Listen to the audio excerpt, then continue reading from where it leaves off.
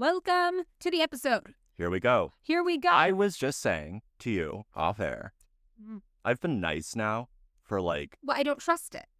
weeks. Yeah, because you've been not nice for years. I've always Decades been even. a nice person. Ish.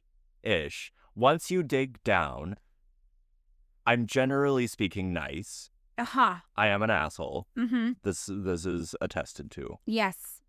But more an affect Yeah, okay. than intent. Yes, maybe. I think sometimes you intend. Sometimes I intend. Sometimes you intend. But I was just saying to you off air that your deep, years-long, monomaniacal submersion, Yeah. which I hope will one day come to an end. Well, now I gotta go get a doctorate in this somehow. Korean studies. I think you gotta. Has paid dividends because I have been really enjoying this. And I think this is some of your best work. Well, thank you. I'm just saying. Okay. It's a lot. The problem, though, you see, I thought this was going to be just a couple episodes. And now this is all we're doing. This is going to be our entire year. If this is a level of depth of exploration you want, Well, I think every week is its own episode. So I just made you read the essentially pages-long essay-let text message I sent to a friend about Lacan at the 1936 Berlin Olympics. It was a tight 4 paragraphs, and it was evocative. I liked it. And I think that's where we should go next. Okay. I should go the opposite. Okay. No history. Philosophy. I just want to talk about, Lacan's so interesting. Well, I never had to study Lacan. What if I make you read Theocrete? We could do it. You did Korea with me. I will do Lacan with you. That sounds fun. Yeah. Today, though, everybody, we are not doing Lacan. We are not talking about Hitler at the Olympics. Probably. Probably, yeah. We are picking up in part 3 of our main episodes about the Korean War. And today is going to be the second part of the interwar period. Interwar period. In between two wars. Interwar. Interwar. Intrawar would be in a war. Within a war. I was like, but it's within 2 wars. No, it's in between. Interwar period of 1945 to 1950. So this period is, the period at the end of World War II, but before the beginning of the Korean War. The CIA is still the OSS. We were talking about this off air, and here's my thing. Because I know how much you like the CIA is the big bad for you. Well, sometimes they're funny. Sometimes they're funny, but they are the big bad. But I would love to get a neck tattoo in cursive that reads, "I hate the CIA." This is, I've told you about that. Never mind. That's not for this. But,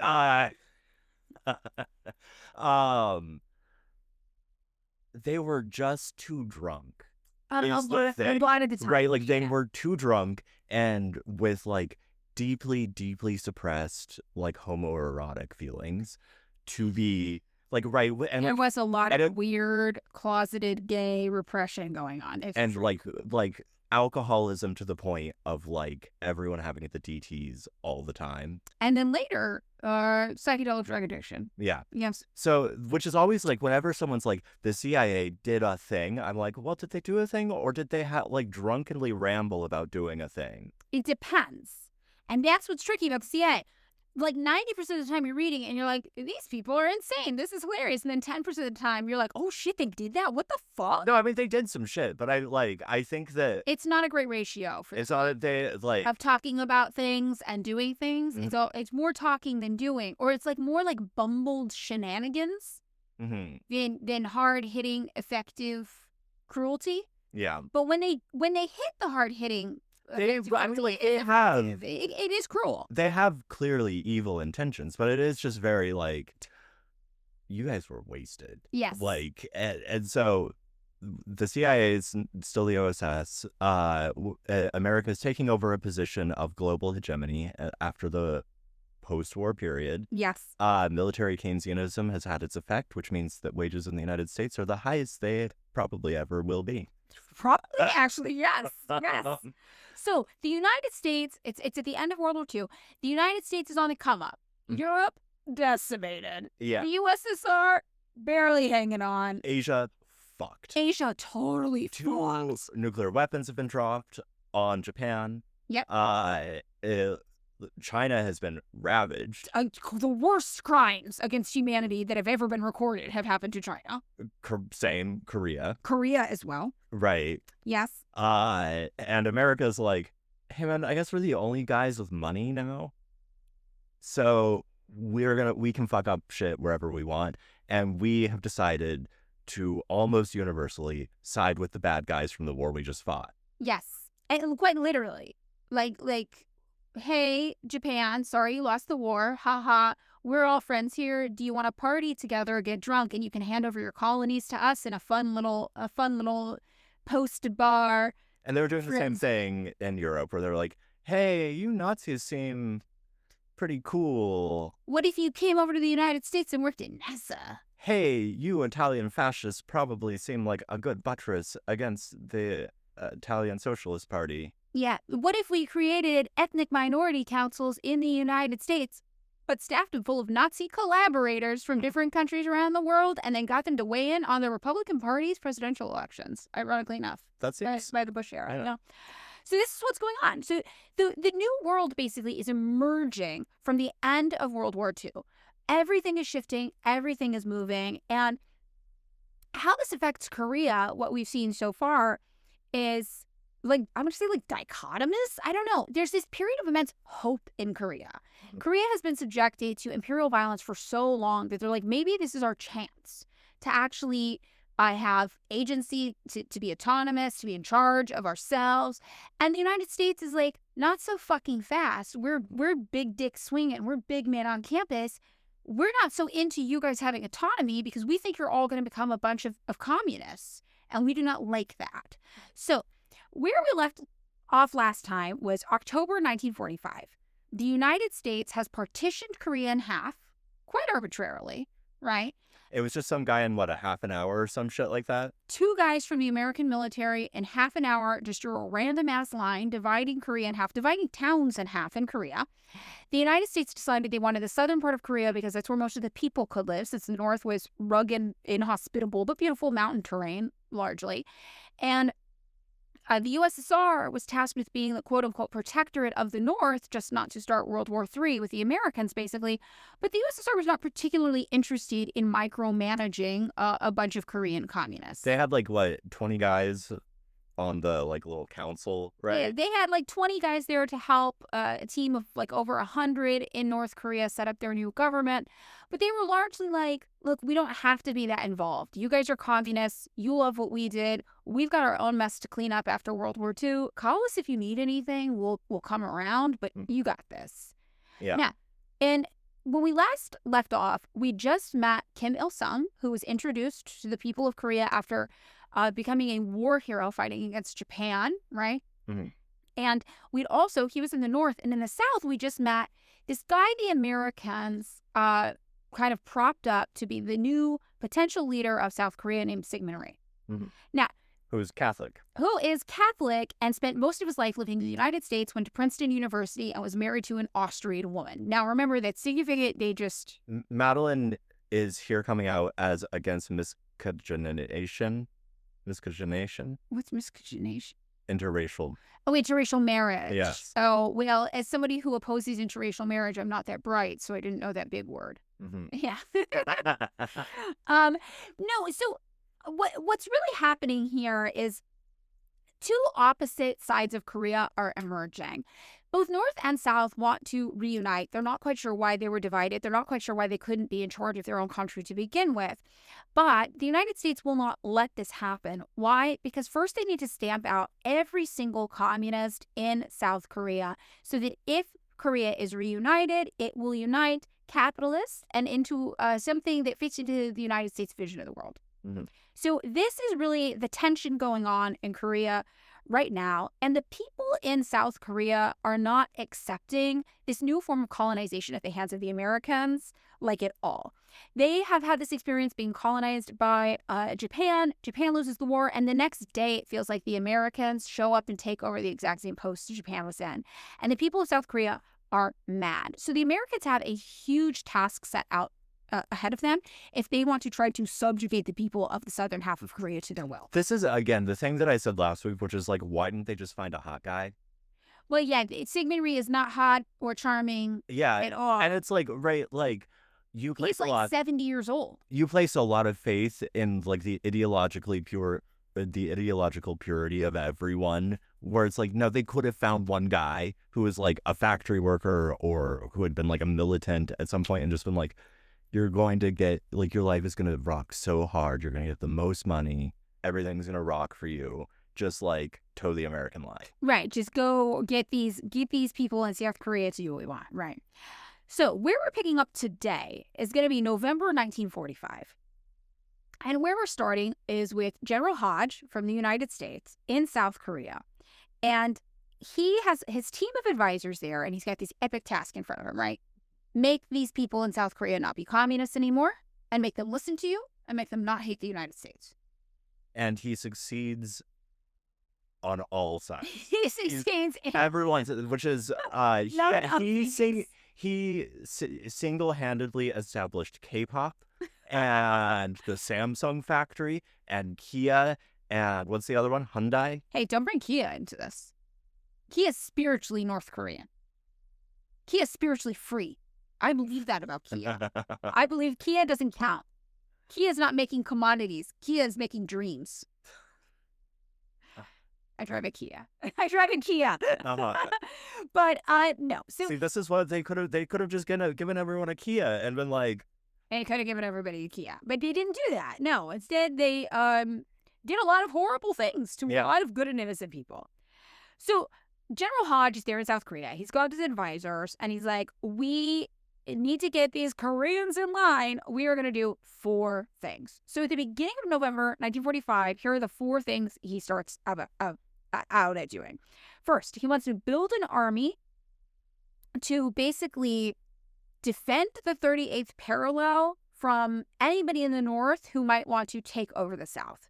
So this could be the North Korean people, should they try to expel the Americans and reunite their country, sure. It could also be maybe, who knows what the USSR is up to?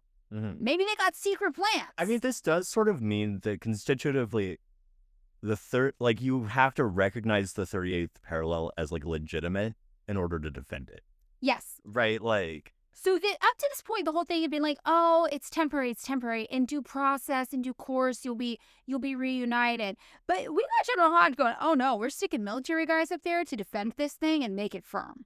Yeah. So that's a big deal. The second thing he wants to do is turn the Korean National Police, or the KNP, into this political weapon to subjugate the South to the whim of the Americans. Mm-hmm. So he's like, how do I take this little rinky-dink police force, build them up, and make them extremely hostile to the South Korean people so that they listen to us? Presumably, I mean, this has to involve some amount of separating the police, because, like, the police was like, those are our buddies. Those are our families. Kind of. Remember? Because what they started doing was they started trying to recruit people who had collaborated with Japan. Oh, gotcha. So the police are, a lot of people are viewing them as collaborators still in the South. They're like, you collaborated with Japan, now you collaborate with the Americans? Fuck you. Like, no, you're not part of us.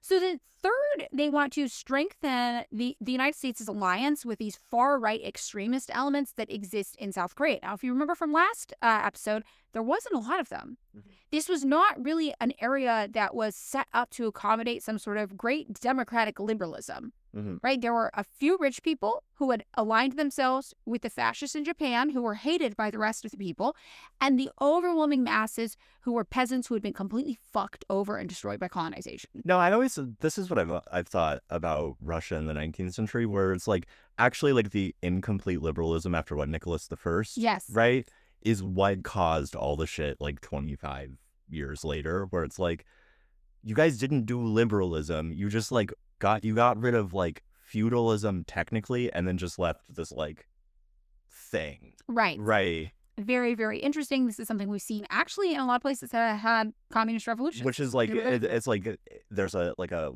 in the wake of feudalism kind of nothing. Mm-hmm. So they want to try to build the United States alliance with these few elements that exist that could be made into some sort of right-wing political party. And fourth, to make sure that any Korean people who did not like this are suppressed as much as possible. Mm-hmm. And suppression? Jail. Use your imagination for what this could mean. Torture. I think you described torture, imprisonment, murder, you name it. They don't really care. Get those guys shut up or get out of here. Now, on November 13th, there's a report that is made. And General Hodge had, according to this report, been seeing Syngman Rhee quite a bit and found him very helpful. So he had started using Syngman Rhee in negotiations with communist leaders. And the State Department had a political advisor in Korea later that month who reported that General Hodge directed Kim Koo to form a council to study and prepare like the government for Korea that was to be coming about, and to also organize some sort of government commission that had the military government, remember the USA MGIK, the USA military government in Korea, who was in charge there, providing like kind of all of the assistance and resources needed to pull this off. So funds, money, advice, guidance, facilities, whatever they needed. At the end of the report, this advisor noted that on November 13th, Military Government Ordinance Number 28 had, quote, created the Office of Director of National Defense and Bureau of Armed Forces, which has as its aim organizing, training, and equipping armed Korean military and naval forces. So what we're really seeing here is the United States building a state. They're like, we come in, the former state apparatus, shaky ground. We need to, first they assume control of the existing state apparatus, which had been used by Imperial Japanese owning class to suppress and subjugate the Korean poor, right? Mm-hmm. So the Americans initially just kind of take over what the Japanese had going on. But what they find is they need a new and different state apparatus to support them. Because they're what they got going on is a little bit different than Japan. Yeah, I mean, I am curious to know, presumably, again, like this is like the give them a Kia thing. Yes. Where it's like, wouldn't the first thing you want to do be to like a massive like hearts and minds campaign like in Korea to be like, hey guys, we're so sick, we have blue jeans, and McDonald's wasn't a thing yet, but like right, they seem to be really on the like hard power, suppress the fuck out, like it. They're acting like a colonial government. Right. Well, many people actually say that Korea was the first victim of the Cold War. Mm-hmm. So there were a lot of techniques that the United States had not figured out yet. Like they had not figured out yet that you catch more bees with honey. Yeah. Right. And this was still a time when hard power was considered more effective than things like massive propaganda campaigns or election tampering or, all of these things that we come to see as being kind of the standard playbook today. So a lot of what we see them figuring out in Korea, they would later definitely do in Vietnam. Mm-hmm. And they would learn from this experience and adapt it. So I don't think that they really yet understood how effective it would be to just try to do like massive propaganda and outreach campaigns there. Yeah. This was not how anybody was thinking. They just come out of World War II. They were like, we're fucking hot shit. Our military can do whatever. Get our military in there and show them who's boss. Gotcha. So this is what's happening. So they're really talking about now is the time to build a new state apparatus designed to oppress the people of South Korea at the behest of the Americans. And also to do that, we are going to make use of former collaborators from Japan and also the landlord class, who had the few people who had benefited under Imperial Japanese control. And we are going to be the new governing body of the state. We are going to wield the power of the state to crush these people. So that is when they're like, we need things the state needs. We need military, we need a navy, and we need cops and prisons. Oh, what, you think the cops are just going to drive people around in their cars? They need to have some place to put them. They got to put the people in the prisons, right? So around this time, John J. McCloy, the guy who oversaw some of the dividing, said that the United States needed to, quote, build up on our own a reasonable and respected government or group of advisors. Otherwise, communists would just seize the government instead in the South. So William Langdon, who was a State Department advisor to Hodge, thought that a Southern government of its own would actually be good for foreign interests. And he said at this time, the old native regime internally was feudal and corrupt, but the records show that it was the best disposed towards foreign interests of the three Far Eastern nations, protecting foreign lives and property and enterprises, and respecting treaties and franchises. I'm sure we may count on at least as much from a native government evolved as before. So what does this mean? This means that they want to they're like, the Korean people are backwards, to be sure, right? But if we can get the owning class of Koreans on our side to help build up a South Korean government here, they'll probably look out for our interests. This is, this is fabulous. This is what Marxists seem really bad at doing. Class solidarity. Well, owning class solidarity, exactly. What this meant, though, is that they absolutely could not cooperate with Russia to try to reunify Korea, and they certainly couldn't cooperate with people in the North. Mm-hmm. In the North, though, while all of this was happening, and the United States was trying to solidify this firm dictatorial control over South Korea, building up all these oppressive state apparatuses. I'm just gonna let you go. Fuck. In the North, things were looking really different. So in the North, remember, they'd been kind of left to form their own government, do what they want. They're a bunch of communists already. The North had been home to the hills and mountains where many people who had been communists and activists had run and fled and hid from the Japanese. So they are, coming together, and they have these people's committees just like in the South. But in the North, the people's committees are allowed to foster and become this new government. So whereas the people's committees in the South by the United States are being totally destroyed and messed with, and they're building prisons and armies and police to destroy them and dismantle them. In the North, they're being supported. So what's going on in the North while the Americans in the South are thinking about and plotting ways to imprison everybody? Well, in the North, the women were the first to be organized, and they founded the North Korean Democratic Women's League on November 18th of 1945, very early. Women's groups had already been organizing in this kind of decentralized, scattered formation throughout the country, but they ended up getting brought together under the umbrella of the North Korean Democratic Women's League, and that meant that women pretty early on were going to have a lot of say in the new North Korean government as it went on. Now, the following month, in December 1945, the trusteeship agreement gets solidified, with the United States being in charge of the South and the USSR being, technically in charge of the North, I guess, but they weren't doing much. So the United States gained Soviet adherence to this modified version of a trusteeship idea at a conference that was going on with a bunch of foreign ministers. And this agreement basically said, look, all right, the British and the Chinese are not involved anymore. Mm-hmm. Nobody's thinking about them. Nobody's asking them what they want. It's just going to be you and me, USSR, USA, with a little bit of oversight by the UN. And they decided to get together to figure out exactly how these two powers, right, would ultimately come to an understanding on reunifying Korea. Okay, so who are the representatives here? Well, Roosevelt is there for sure, and he is talking. We probably have, I would assume Stalin would be there.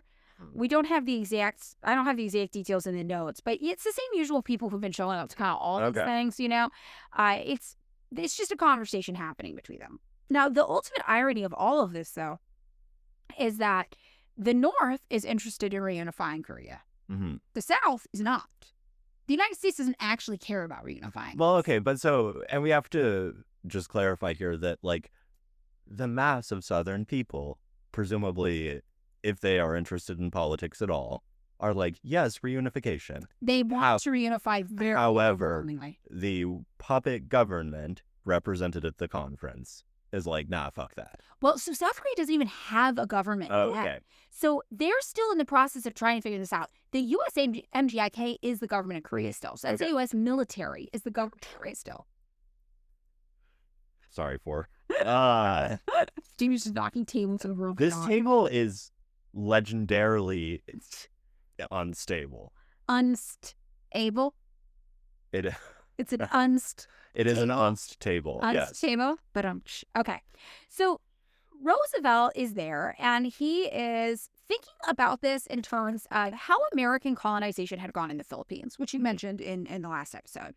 So he was like, a trusteeship over Korea, let's be real, it could last as long as 40 or 50 years. Yeah, but I mean, the Philippines one lasted from like the 1890s to 1954, 1956. It was a long time. Yeah. But the North was like, absolutely not. They should be 5 years at the max. So the United States was like, we can't go in and be like, we want 50 years. So the United States is like, what if we just do like 10 years, expecting that it will not actually be 10 years, right? So the Soviets then are like, 10 years is even too long. We need, quote, the earliest possible liquidation of the disastrous results of the protracted Japanese domination of Korea and the formation of a provisional Korean democratic government. These are the exact words of the USSR. So the United States is like, we're going to pull the wool over the USSR and Korea's eyes. We know it's going to take 50 years, but we're going to go in and ask for 10. Ha ha. I am sorry, but the backwards Asiatic cannot be trusted to fend for himself without proper instruction. This is exactly what the U.S. was thinking. But even the 10 years they thought was a compromise, the USSR was like, absolutely fucking not. Just give them their country back. I don't have time for this. I don't understand why they weren't like, right, like, because this is the thing. We've watched this happen right now with the, like, Iran agreements where it's like, these agreements mean nothing. Just say whatever. Just say, like, right, really what you want to do is you want to get a happy hour so that you can get drunk enough for your long-suppressed homoerotic fantasies to surface. So you're saying Roosevelt, Stalin, homoerotic fanfic win? Yes. I mean, there's a reason why Stalin got a little freaked out by the gay capitalists trying to overthrow him in the 1930s. Because he was having a gay panic. Maybe he was. I'm just saying. Who knows? So the December 1945 agreement shortened the period of great power involvement in Korean affairs to no more than 5 years because of the USSR's pushing, and called for a unified provisional government of Korea. But, you know, that agreement, the date was still too late on it, right? Because the policies of the two occupations had already kind of solidified two different governments going on. Soviets already had Kim Il-sung and the People's Committees getting to work in the North, and the United States had a maniacal, harsh military dictatorship that was getting ready to slaughter everybody in the South. These were not really compatible. So this idea of a provisional, unified government with a 5-year timeline, probably doomed from the jump. Yeah. If I had to guess. So despite these kind of left-wing and maybe even centrist groups politically having the most influence and support politically in the peninsula, the United States was like, the only government we will back that's not us in South Korea is a far-right extremist government. This is why I keep wondering, like, why, like, right liberals? Whence liberals? Not in, like, where... Right. Not here, but just in the world. Well, no, in Korea. In Korea. Oh, right, okay. where it's like, okay, like, get some people who are like, oh my God, we're going to have individual rights. That's going to rock. It's going to be so cool. That will happen on the marketplace, but also the marketplace of ideas. Well, the problem that people really saw with this is that, like, you need a middle class for that. Yeah. They didn't have a middle class. They had a bunch of angry, dirty, poor peasants who were ready to shoot themselves if anybody tried to take over their country again. Mm-hmm. And then they had a bunch of rich landlords who had collaborated with the Japanese who were like, we hate the poors. There was no, like, liberalism appeals to a middle class. Yeah. Who imagines they could be free and feel stable enough that they're getting something out of it. And they're, like, conceptualizing their freedom because, like, they're free enough. They're free enough, right? They're conceptualizing their freedom and, like, well, I have, like, a cool house that I get to go home to, and I, like, get to go on summer vacation, and that's super sick. I get to go to Tommy, Bahamas. Mm-hmm. Right? Mm-hmm. All right. So, but they don't have this. So, the United States is like, we're going to support the few random right-wing rich dudes we can find in the South, and those are going to be our guys. So the largest part of this was obviously Syngman Rhee, and he was getting even more political privilege than the other right-wingers in the South were. For example, the United States identified him and was like, he's really helpful, he's working with us, he really understands the American point of view, you know, heck, he spent most of his life in the United States, even though he is Korean. We got to get this guy in front of the Korean people and have him start trying to win over hearts and minds. But, like, not his white wife. Not his white Austrian wife. Also, remember, this guy's in his 70s, and he's super conservative, and the people of South Korea are like, I'm sorry, who the fuck is this? We don't know this guy. So the United States is like, we got to get the people of Korea to know this guy. So they give him a 15-minute weekly radio program just to air his personal views. This goes super well, obviously. Whatever. Other right-wing political parties and candidates and people with even like more moderate views, they're also given radio time, but they're given 15 minutes a month. Okay. So the United States is already being like, yes, you hear from other people, but you're going to hear the most. But they are trying to do liberalism in the sense that they're like, there's a little marketplace of ideas, and they're like, obviously, the new weird Catholic president, is he president yet? Not yet. Military's still in charge. The assumptive future president. Yep. The once and future king of Korea. Yep. It should obviously get priority, but we're gonna have a debate. Kind of, yeah. Now, the thing, though, is Syngman Rhee was pretty much allowed to say whatever he wanted. Everybody else was heavily censored by the military government for what they were allowed to say. So what do you say? Well, on December 26, 1945, Rhee was allowed to broadcast just this, diatribe, an angry diatribe against the Soviet Union for the trusteeship agreement. It had just concluded at the Moscow conference.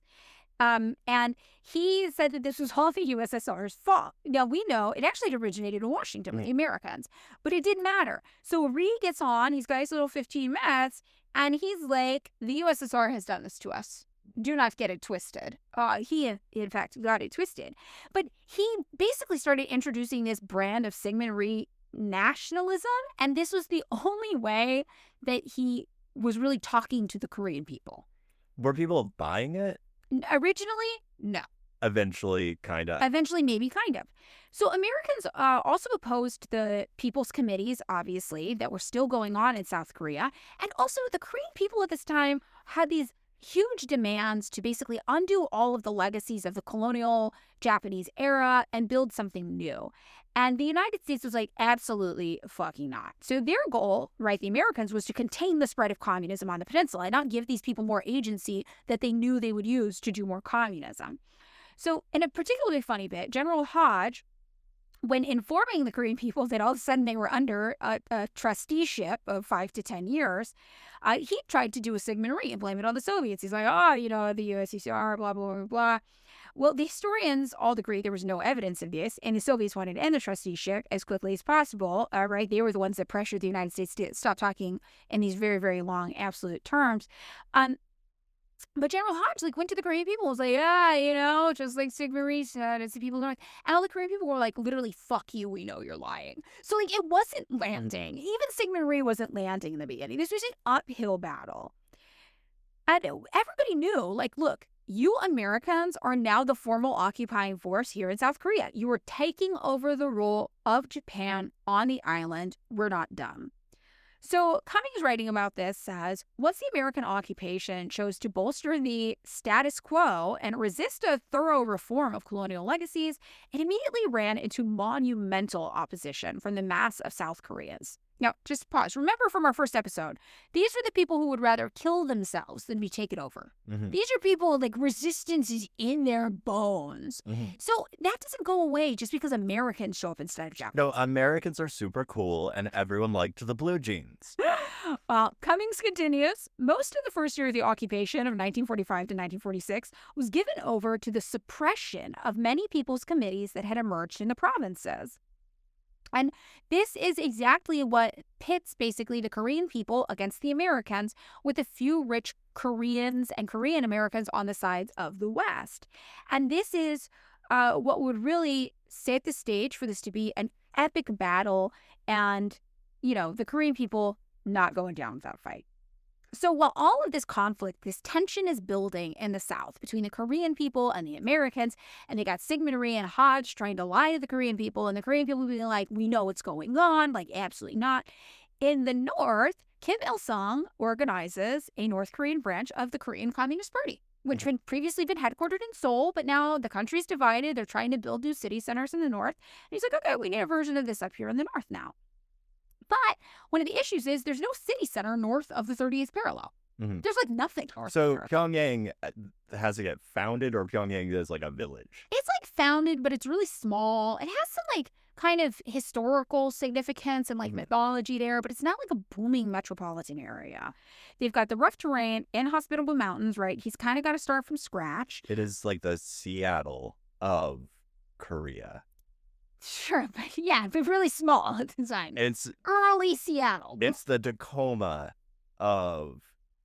It's the Kingsburg, California of Korea. I was just thinking as far... It's the Anchorage of Korea. It's even got more people. Hundreds of thousands of people live in there. There are hundreds of thousands of people in Alaska? Anchorage? Yes. Yes. I've been there. Oh. It's like Fresno, but icy. That actually sounds kind of nice. Well, I think there's a lot of methamphetamine. I do. Yeah, I mean, you're not disproving my point. Okay, all right. So, he's getting to work trying to figure this out. Like, do we have a city center? Where are we going to base this out of? And he becomes the chief secretary of the North Korean branch of the Korean Communist Party starting in December 1945 and holds his position through February of 1946. He also set up the North Korean Provisional Committee and became its chairman and took control of the administration. There were also some non-communist people who were getting involved in leadership in the North as well. Notably, there's General Chong from the Korean Volunteer Army. There was Cho Man-sik of the right-wing North Korean Democratic Party, etc. But you have to remember, everybody, regardless of their beliefs, had been pretty united under Kim Il-sung because he was like, we have bigger enemies. And so it wasn't quite so competitive and hostile up there. And Kim Il-sung did have one guy, this right-wing guy, Cho Man-sik, who did try to be like, no, I'm adversarial now. And Kim Il-sung was just like, get this guy the fuck out of here and lock him up in prison. And that's what they did. Oh, so now it's okay. Well, now it's okay. It's always okay to lock up right-wingers in prison, David. Oh, okay. I see. I mean... David's MAGA over here now. One... What's good for the goose? 4th of July in Huntington Beach, and all of a sudden you're like, Huntington Beach? Is that where you were? Newport Beach, my bad. How déclassé. It's occurring to me now I got those confused the entire time. No, I was, the Huntington Beach is, got a little too trashy. Yeah, that's a little too Fresno. So, the one guy, basically, who did try to be like, no, we're doing this hostile style. Kim Il-sung was just like, no, we're not doing that, man. Get the fuck out of here. You're weird. And everyone was pretty chill with it. They imprisoned someone for speaking his mind. Yep, his weird right-wing mind. And I will say... the people were everybody was chill with it. Nobody missed him. Nobody was like, free him. Everyone was like... Not like a wife or son or daughter? It may be.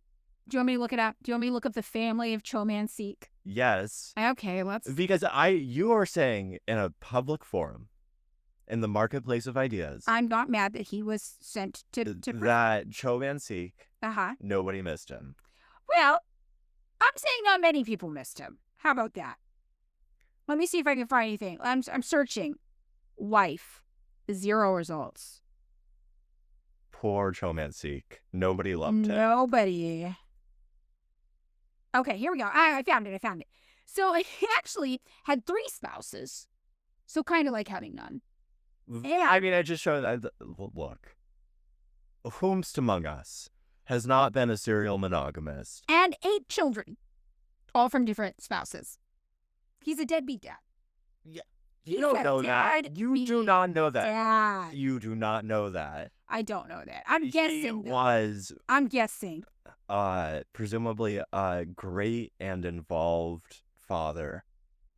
Possibly. Should we try to see what his children thought of him? Do you want me to look this up? Is this like a opera of sorts? I'm just going to keep getting you more and more off track. Yeah. Just next thing you know, I'm Googling somebody's pet dog's name. From this time period. This is actually just actually a K-pop. Okay, so all I've managed to find is somebody with the same name who has a Flickr account where they post pictures actually of their dog with Blythe dolls. So nothing's coming up. What the fuck is a Blythe doll? Yeah, it's like these big eye dolls. Look. They have the same name. It's his kid. We're going to do 10 seconds on this. On the Blythe doll. No, just on the fucking dolls. Yeah. You kids. I don't understand. I don't have Blythe. No, I would say you are my age. I'm saying the children. Oh, I don't think this is a children's account. No. I think I'm like the Gen Z, the whatever. The people, I was walking up the train. I guess this is more than 10 seconds. I was walking up the escalator at the train the other day, and this probably 22-year-old kid was ahead of me, way down. by the weight of hundreds of little fucking dolls hanging from every part of her purse. So cool. I love that. Just I think it's festooned. Yes. Can I show you one more thing before we move on? This is the dog from the picture of the dog and the doll, but it's wearing blush and a bonnet. Is that... Oh, I guess it just has deep set eyes. It looked like they put eyeshadow on it. Oh, no. Just the blush. Anyway. That's a cute dog. But that's... so that probably we're making that Tom cover Hanks' for the dog. episode. Yeah. Whatever the case, Liv, I'm just saying, I don't think anybody missed the guy. I would miss the guy. Maybe I'm speaking for myself. I would not. Have you never had, like, a curmudgeonly, though pleasant, right-wing family member who just says weird shit sometimes, but you generally know to be, like, pleasant enough to spend a couple hours with? I don't know. I don't think so. I have. That's fine. I'm not sure. In any case, no one missed Chomancy. I'm maybe one of the 3 ex-wives did. Who knows? Well, first of all, you are assuming that they're all ex-wives. Maybe the last one stuck. That's true. You know what? Touche. Maybe he has found love. You're right. Okay, maybe he finally found love with John Son A. Maybe. Mm-hmm. Who knows? All 8 children are hers. No, they're split up. Some were first. It's like the pancake thing. What? The first pancake is a mistake. Sure. The right-wing weirdos' wives are like the first pancake, and it's a mistake. Yes. The 2 mistakes, and then the third one, perfect. Okay. Well, I think the important thing to take from this is that in the North, they kind of had a zero-tolerance policy towards right-wing politics. And in the South, they had just a zero-tolerance policy towards communists. Towards Korean people, basically. Yeah. So 1946 rolls around. We're in January. Beginning January 18th and 19th, the police just launched this massive campaign attacking the left anywhere they could find them in South Korea. So this period towards the end of 1945, where the Americans had spent trying to build up a police force and a military, this had really paid off because now they had an apparatus of the state, I'm going to say, that was extremely violent and extremely capable of squashing any sort of dissent. Hundreds of people get arrested in January of 1946. And the police, the Korean police that had been established by the U.S. military government there, end up getting commended by that military government for their initiative. They're like, you guys did a great job. This is exactly what we wanted from you.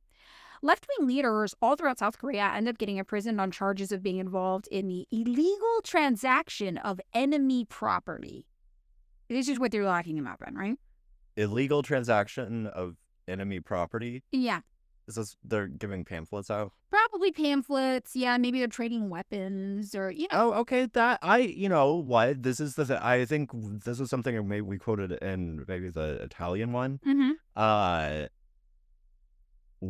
What country? Oh, no, this was in the Armenian genocide, but I think it's like what country allows a party within its borders to call itself revolutionary?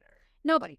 You can't do that. You can't do that. You expect that if somebody's trying to overthrow the government's going to be like, don't do that. Yeah. That's expected. Yes. So in September, later on this year, we'll see that Hodge orders 3 left-wing newspapers to be closed, and a lot of prominent communist leaders, including the party chief of the Communist Party of Korea, gets arrested. And this is so extreme that even right-wing nationalist leaders like Kim Cusick end up protesting against the U.S. military government because they're like, hey, this is fucked up. And this ends up being a massive issue that the U.S. MGIK has to deal with. So just like Kim Il-sung had united the communists and the nationalists in the North against the greater enemy, in the South, even the nationalists and the communists are coming together there to try to stand their ground against this greater enemy too, which is now the United States. So while the repression really gets started in a major and significant way in the South, In the North, they're continuing to build and develop their government. It's kind of like if you imagine like a split screen, right? Like first you see like what's happening in the South. People are screaming. Everyone's getting arrested. Gunfire's going off. Everything's chaos. And then it's like, meanwhile, in the North, it's like, and all the right-wing people are in jail. All the right-wing people are in jail. Everyone's got their people's committees. The women's league's getting cracking, right? So they're building their government. And most Koreans obviously really despise the trusteeship agreement that had been negotiated in 1945. So in 1946, these separate institutions were starting to emerge in the North because they were just like, whatever happens with that, we're going to do our thing. The North Korean Peasant League gets founded on January 31st, 1946. And there's a mass rally of 130 peasant representatives from all of the provinces and 300 participants from other political parties, social organizations, etc., all come together to like celebrate this. On January 17th of 1946, the North Korean Democratic Youth League gets founded, and that brings together 250,000 young people between the ages of 16 and 26 to be trained and form this new organization to start doing political education and cultural development. Just going to throw this out there. They should have done that in the South. Political education? But be right-wing weirdo. Or, again, liberal. Liberal political. Right, like... They were like, we'll just kill everybody. That seems... They really don't have their shit together. No, they really don't. I mean, it's a military government, though. You know, yeah. What are you going to do? I don't know. I like, for some reason, I've been watching the Gilmore Girls a lot lately, so I'm getting a lot of things for, are you an advanced woman who's struggling with incontinence? Okay. You've been targeted. I have been targeted. You've been targeted with ads. I see. So by the next month, February 1946, development in the North still going well. An interim People's Committee led by Kim Il-sung forms this first temporary central government. On February 8th, the Administrative Bureau is reorganized to become the North Korean Provisional People's Committee, with 3 departments, planning, publicity, general affairs, added to the previous 10 that had already existed. There were 23 members, including a chair, a vice chair, a secretary, and 2 other members who made up this 5-person standing committee. And they announced an 11-point plan laying out the main tasks for this new emerging government that they were building. Right? And this is a big deal. Really remember this. These people have been under the control of foreign powers for so long. Mm-hmm. This is all they have wanted. They are finally getting the opportunity to be in charge of themselves and have their own government. I mean, this is like the kid who's been on the sidelines, who's just like, if you put me in, I swear to God, I know exactly what I will do. Exactly. Sitting there for like years being like, I am like the best football player in the fucking world. And they're right. They get in there and they just hit the ground running. So the first 2 would deal with really pressing issues. They wanted to purge pro-Japanese elements from their area, from their territory. They also wanted to get rid of any anti-democratic forces, and they wanted to do a land reform that would basically redistribute land to all the people who had worked it. The next 5 had steps to revive the economy, so they would focus on emergency measures to deal with food shortages. And one of the things that's always going to be an issue in the North that you're going to have to think about is they don't have a lot of farmable land. Most of the farmable land exists in the South. In the North, farming is always going to be an issue there. They can pull it off, but it's just not super easy. So they're dealing with food shortages, not only from war, from occupation, and now they're in the North and they don't have a bunch of farmable land. So this is an issue that they have to tackle pretty immediately. They also are going to start developing the industries that would help get the things they need for just daily necessities to live, restoring railways, electricity, communications, transport, organizing financial institutions so that they could do trade and commerce, and the promotion of medium-sized industries to try to foster initiative among merchants and entrepreneurs. So the final 4 points focused on social reforms. So that would mean creating factory committees, expanding mass education, increasing the number of teachers in schools, and the eradication of what they called the Japanese slave ideology. Mm-hmm. The idea that they had been enslaved to the people of Japan, that they were subjugated, that they were less than, etc. And all of this was done for what they called, quote, a true democratic spirit to be implemented throughout their territory, and it's like basically cultural enlightenment period. So the formation of the Provisional People's Committee. This was the first attempt to institutionalize the kind of organic, natural People's Committee movement that had been spontaneously forming in the post-liberation period. And this actually took the People's Committees, created by the people, and made them the first government in Korea that the people themselves were in charge of going back for. After they suppressed true believers in freedom. Oh, like the guy with a bunch of wives, the weird right winger, the MAGA movement of North Korea that could have been, if you will. Yes. Yeah, justice for. Let me see his name again. Man, Seek. Cho Man Seek. Cho Man Seek. Cho Man Seek. Cho Man Seek. This is justice for Cho. Mm-hmm. You're the only one, David. You're carrying and his many wives and children, and presumably by this point, grandchildren and great-grandchildren. And maybe he is Charlie Kirk, and you were carrying the flame. Mm-hmm. We are all Cho Man Seek. Yes. Just as we are all Charlie Kirk. Yes, maybe, David, maybe.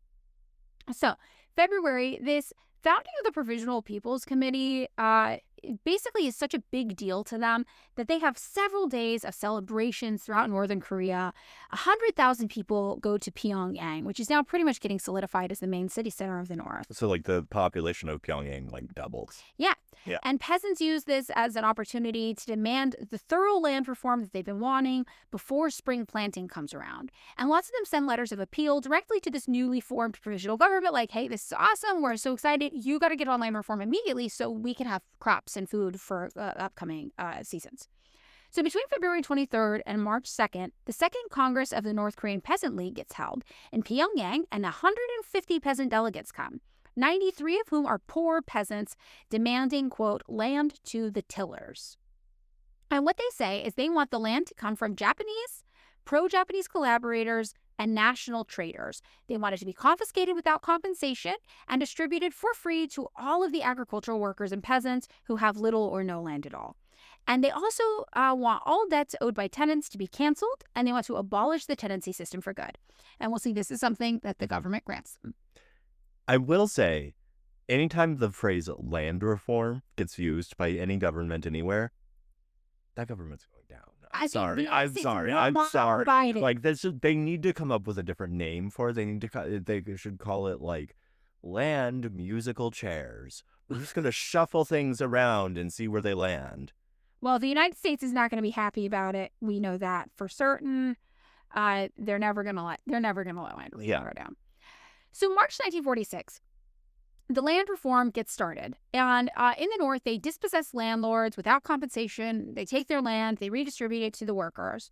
And over 300 peasants converge in the offices of these new people's committees to demand that they settle this agrarian problem. And the anniversary of the March 1st movement basically instigates over 3 million peasants to demonstrate and hold rallies in different parts of North Korea on March 1st, calling out, we want agrarian reform. So they're going to meet these peasant demands, and they're also going to solidify the legitimacy of the revolutionary government. So they proclaim the land reform law on March 5th. Pretty fast, right? And they immediately confiscate land owned by the Japanese government, Japanese nationals, Japanese organizations, and people they deem to be traitors to the Korean nation who collaborated with the Japanese enslavers. That's a direct quote. So a total of over 1 million units of land that they have Chongeumbo is what their unit of measurement is.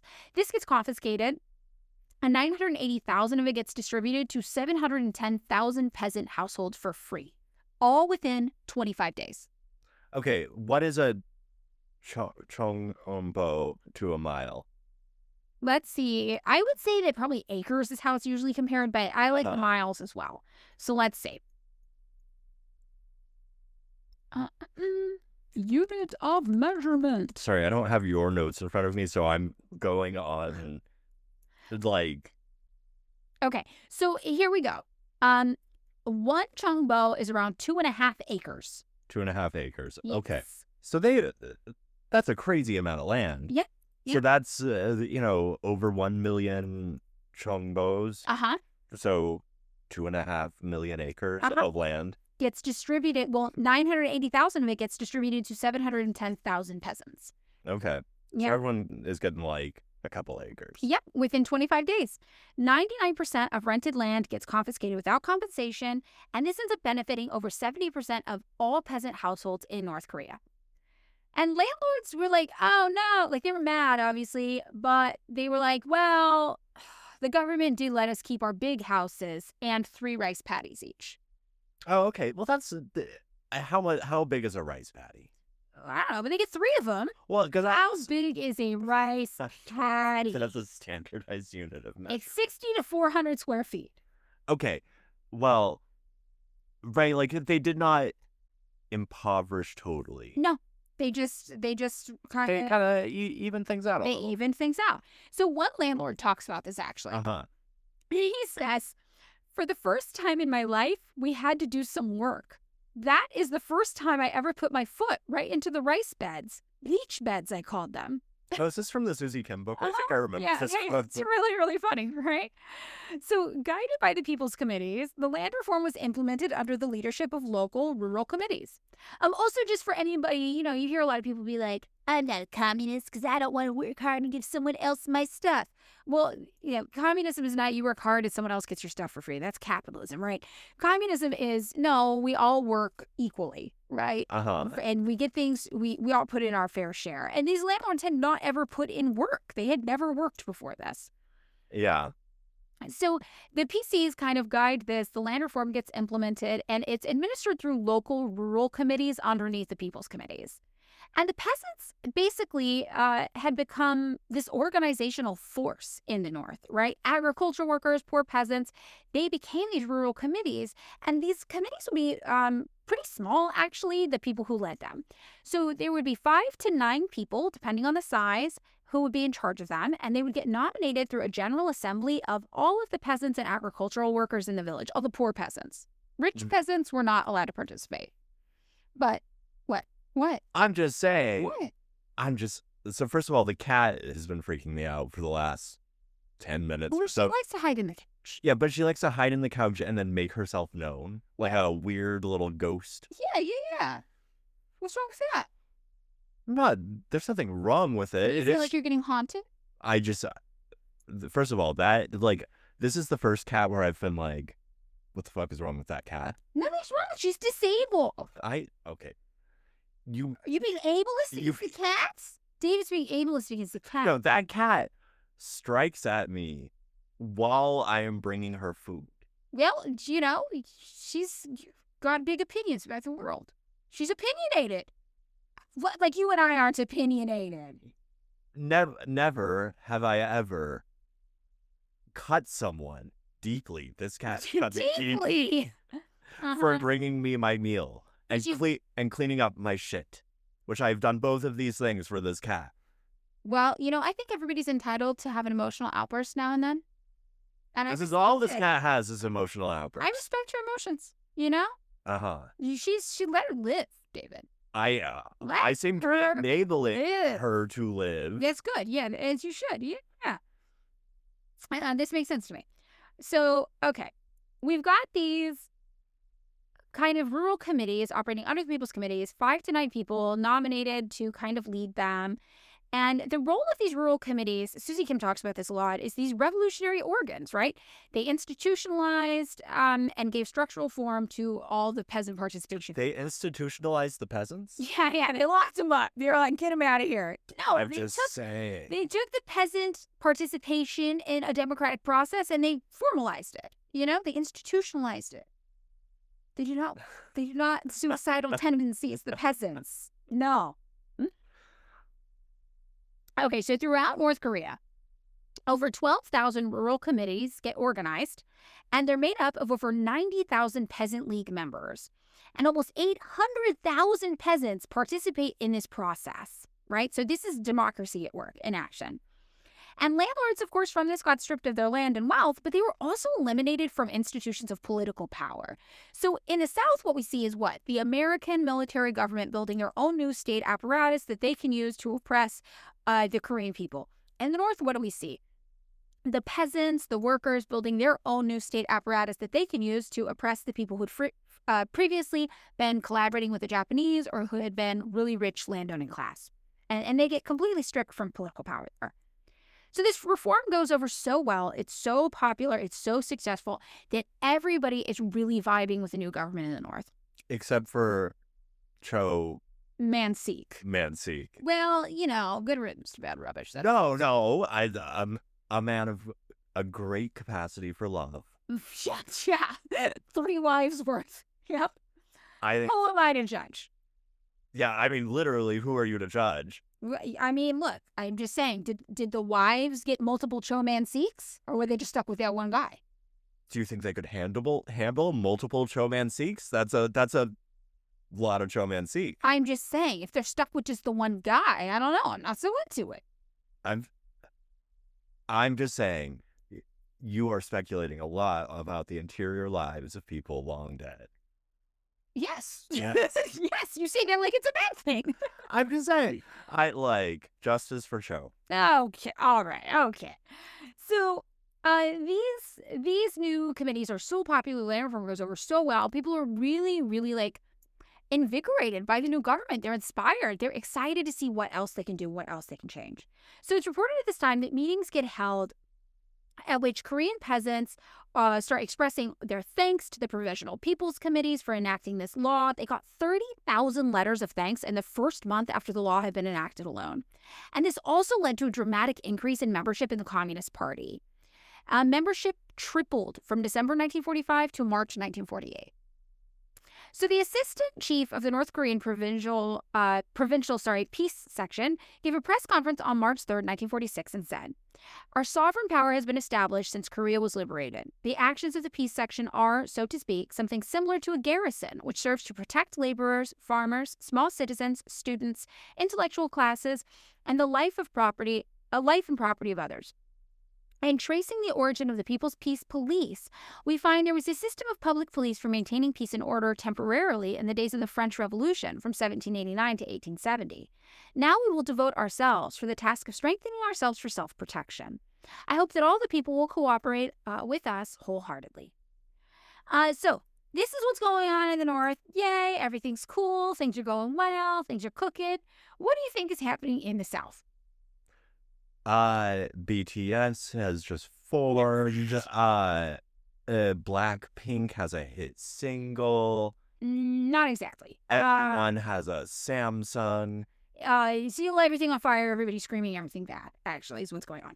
So on March 20th, the first meeting of the American-Soviet Joint Commission comes together. And they're like, okay, we're finally going to start to talk about reunification. We're going to form this provisional government that we agreed to in the Moscow Foreign Ministers Conference. General Arnold from the United States, though, according to reports, just kind of turned this into a propaganda show. And this is what other people said. They're like, it was a propaganda show. That's the term people use. Just issuing daily unilateral statements and proclamations. Everyone's like, what the hell is going on here? And the USSR actually had to tell them, like, could you shut up? They were like, hey, buddy, what if you only released communiques after agreements had been made, instead of just, like, releasing random statements to the press when nothing's been agreed upon and making weird moves? We don't really understand why you're here and what's happening. I love how, in your mind, the Soviet Union, say what you will about the Soviet Union, I've said a lot of good and a lot of bad things about them. They have the demeanor and affect of the stepdad trying to be your friend while trying to get you to confess to smoking weed. I honestly think this is the best way to explain them in the post-World War II period. They are like, we do not have the resources to go to war with the United States right now. We technically don't have the authority. We're not your real dad. We're just... If you get mad and you hit me, I'm not going to hit you back. They just lost millions of people in World War II. They're trying to rebuild. Their shit is fucked up. So their whole thing right now, and we can see this based on how they talk to Tito at this time too. They're like, could you cool it and not try to start a war with the Americans right now? That would be really bad for us. Tito was also like, yeah, but I'm also like way in debt to them, bro. No, this was before that. Tito's like, I just fucking defeated the Nazis. I'm best friends with Hoxha. We're going to fucking team up with Greece. Fuck you. Fuck the Americans. And so I was like, whoa, okay, teen angst. Could you cool it? I'm not trying to have another conflict right now. This is, I mean, the vibe is what the guidance counselor from Freaks and Geeks. Yes. This is what, like, which I will say, not a cool guy. Except for in that one scene where they all discover that he's in a rock and roll band. Yeah, I remember this. Yeah. Well, okay, so this is the thing. So the USSR is like, oh my God, the Americans are moving so fucking sketchy and weird, but we are trying not to go to war with them, basically. So they really are just like, hey, what if you didn't? I don't know. Ha ha. This is the energy the whole time. So they're like, could you like maybe just only talk after we made agreements? And he's like, absolutely fucking not. Well, no, this is because it's their stepdad. All of the agreements are unilateral. Yes. Like the United States is daddy. And they were calling all the shots. Yeah. So this whole thing ends up being a fucking mess, as you can imagine. The United States insists that these right-wing groups that vehemently opposed the provisions of the trusteeship should get to participate in the consultation of the Joint Commission and in the provisional government. The Soviets are like, our government's not participating. Like, the government in the North isn't. Like, what are you talking about? Why would your weird, not real fake government in the South that hasn't even really come together be part of this? The Soviets, meanwhile, saw the inclusion of the anti-trusteeship parties as undermining this whole trusteeship concept. They were like, we already talked about this in the Moscow Agreement. They're like, if you want, we can allow the participation of Korean groups who previously opposed trusteeship, who were mostly left-wing, but, you know, you're not going to let us do that, so we're not going to let your guys in. They're saying they're going to maybe sign a declaration of support for the Moscow Agreement. General Hodge was like, oh, man, the people in Korea really look up to the USSR. So then he's like, you know, anti-trusteeship groups who would sign this, they're not going to be required to abide by it because it's going to limit their free speech. And the Soviets were like, what are you talking about? The American-appointed Chief Justice of the Korean Supreme Court publicly declared that people who supported the trusteeship should either die or be sent to Russia.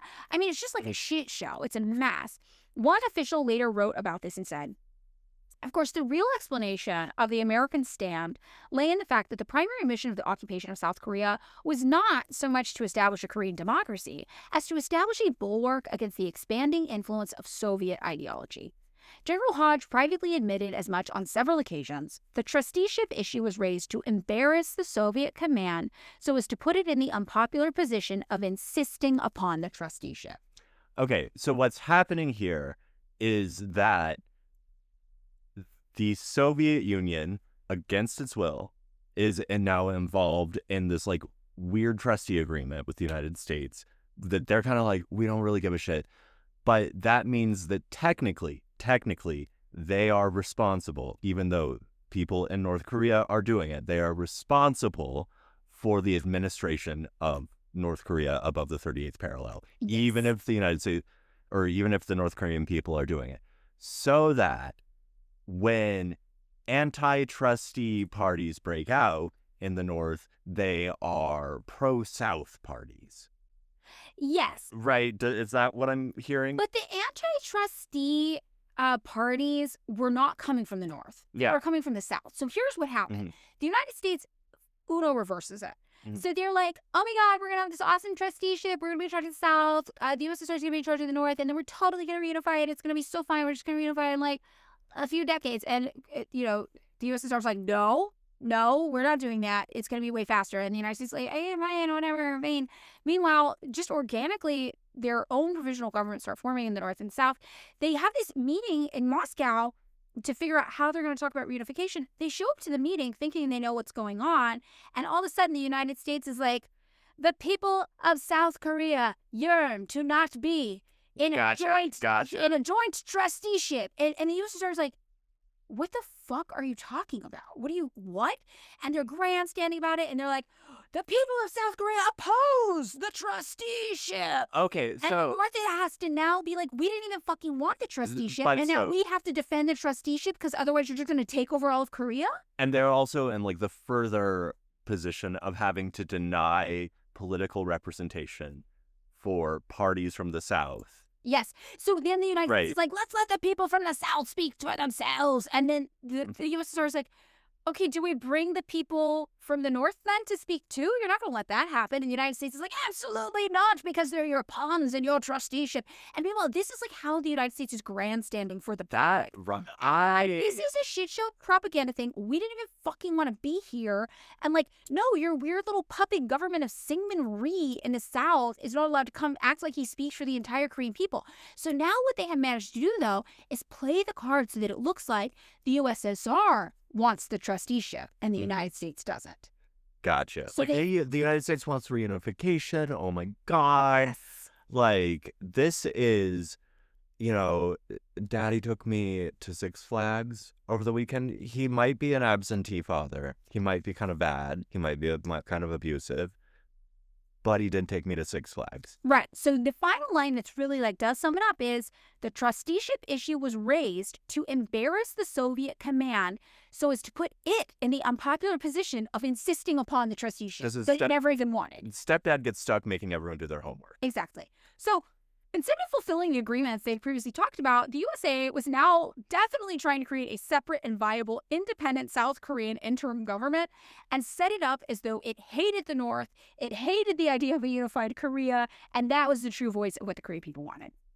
So Mark Teixeira talks about this and said, Rhee and Kim Koo could not be portrayed as centrists in a viable coalition. They were pretty far right and they didn't have a lot of popular support. So the U.S. military government turned to Kim Cusick and persuaded him to fill this role. Now remember, Kim Cusick had actually opposed the U.S. government at one point for being too harsh and cracking down on the communists. So General Hodge got opposition on this from Syngman Rhee. And Syngman Rhee had been put in this preeminent place in Korean politics, right? He'd been getting these special news broadcasts, etc. And important leaders of the non-communist left, who would be people like Liu Woon-hyung, shied away from this weird coalition as well. So they're trying to form this like weird coalition and just nobody is into it.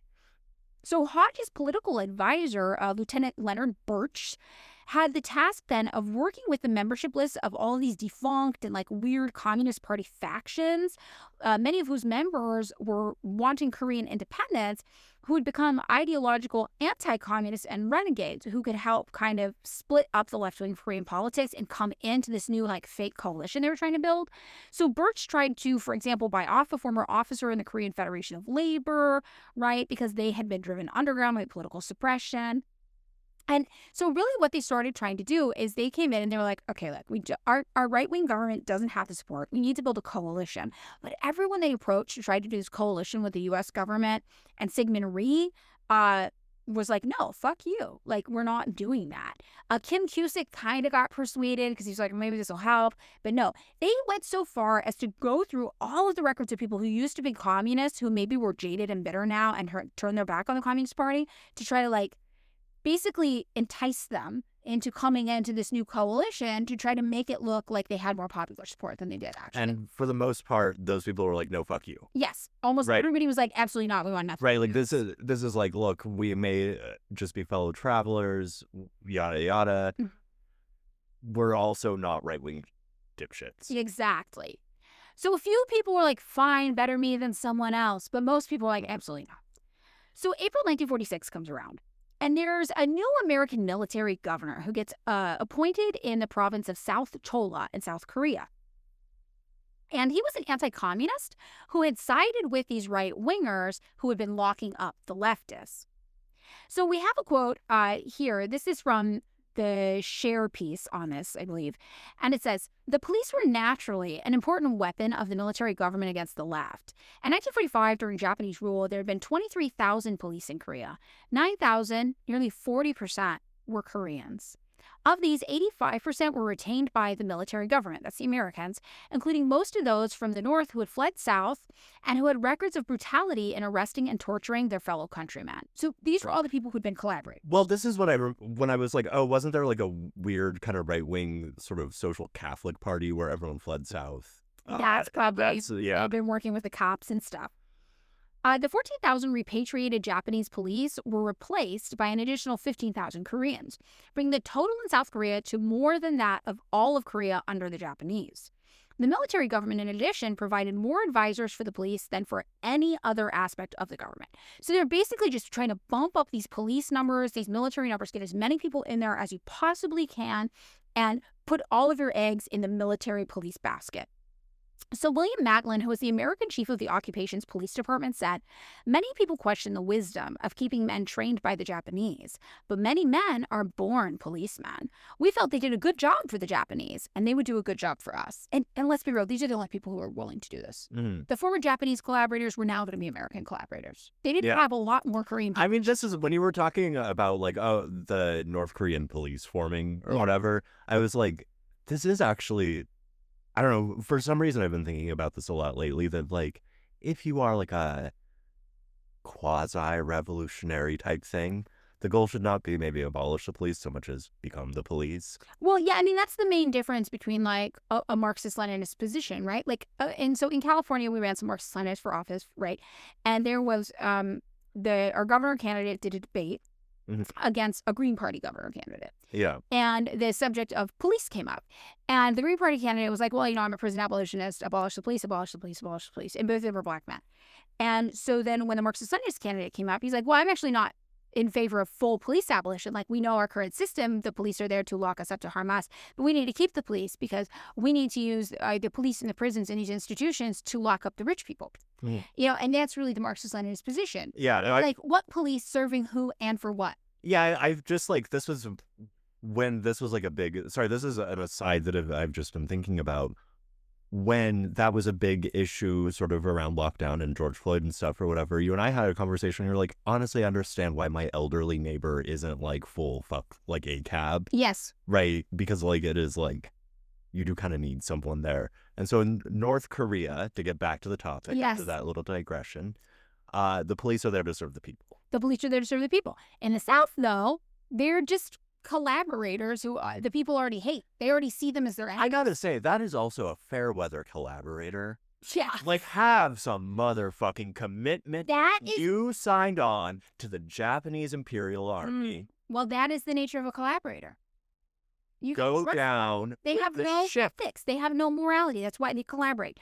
So, of the 140 police officers who had the rank of captain, 110 had served under the Japanese. In Seoul, every 1 out of 10 precinct chiefs, every one of the 10 precinct chiefs, my bad, was Japanese trained. And 8 of the 10 provincial chiefs in the American zone were Japanese trained as well. I mean, they were trained by losers. Japan lost? Yeah. Loser trained. The national director of the police organization, Dr.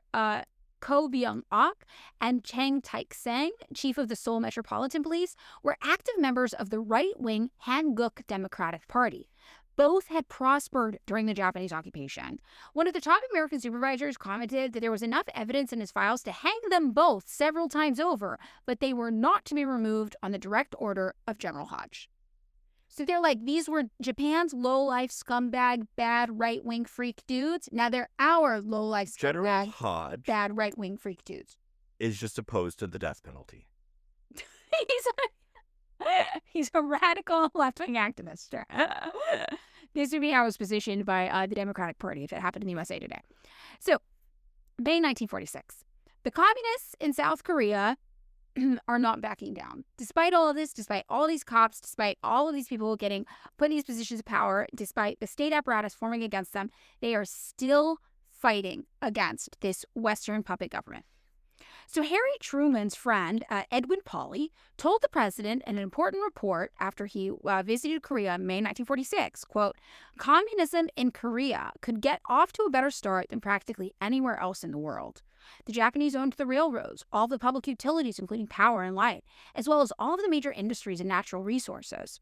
Therefore, if these are suddenly found to be owned by the People's Committee, the Communist Party, they will have acquired them without any struggle of any kind or any work in developing them.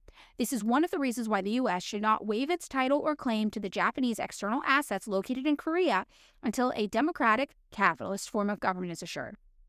So Cummings says the Americans would not turn Korea over to the Koreans, so they got on with the positive action necessary to create an anti-communist South Korea. Korea thus became a harbinger of policies later followed throughout the world. In Greece, Indochina, Iran, Guatemala, Cuba, Nicaragua, where Americans came to defend any group calling itself anti-communist because the alternative was thought to be worse. So this is the mentality we see happening here. So what you're really saying is it shouldn't be called the Jakarta method. It should be called the Seoul method. Maybe, actually.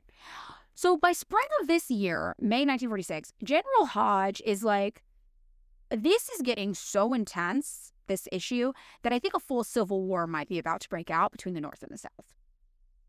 In the North, meanwhile, while the Americans in the South are like, uh-oh, things are going bad, they're still fighting us, more crackdown, more crackdown.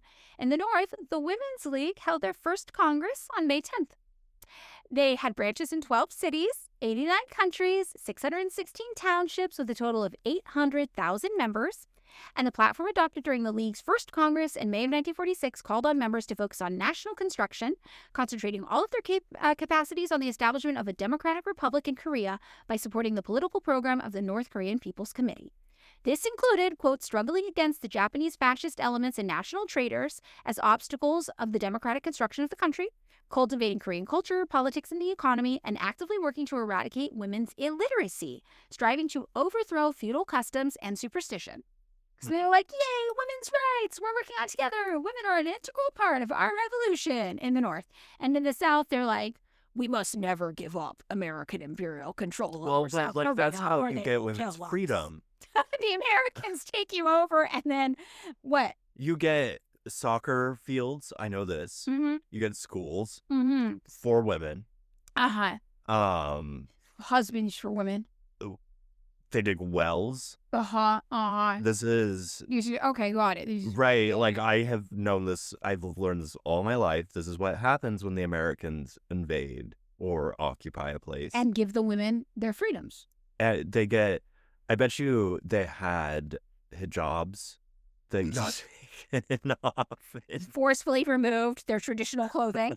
They actually did. I mean, remember, Japan forcefully removed their traditional clothing. Yeah. So, yeah. Mm-hmm. So, June 1946 comes around. You know, the South, same old, same old. Things on fire. Everybody's bleeding. Oh no, fighting. The North, meanwhile, the labor law gets instituted. Calls for an 8-hour workday, a standardized wage scale, 2 weeks of paid annual vacation, something the United States still does not have at a federal level, I might add. I will say that every time anyone has advocated for the 8-hour workday, it has come with terrorist attacks. Well, they don't have to have that. They don't have any opposition in the North. I'm just saying, only terrorists advocate for 8-hour workdays. They get the right to collective bargaining, the elimination of child labor. It also included special stipulations for the protection of children and mothers, basic clauses, in addition to the 8-hour workday, paid vacations, equal pay for equal work, improvements in working conditions, health insurance is included. The clauses specific to women provide paid maternity leave for 35 days before birth and 42 days after delivery. We, again, do not have any of that in the United States till to this day. Lighter work for expecting mothers beginning in the 6th month of pregnancy, and nursing breaks for 30 minutes twice a day for women with children under 1 year old.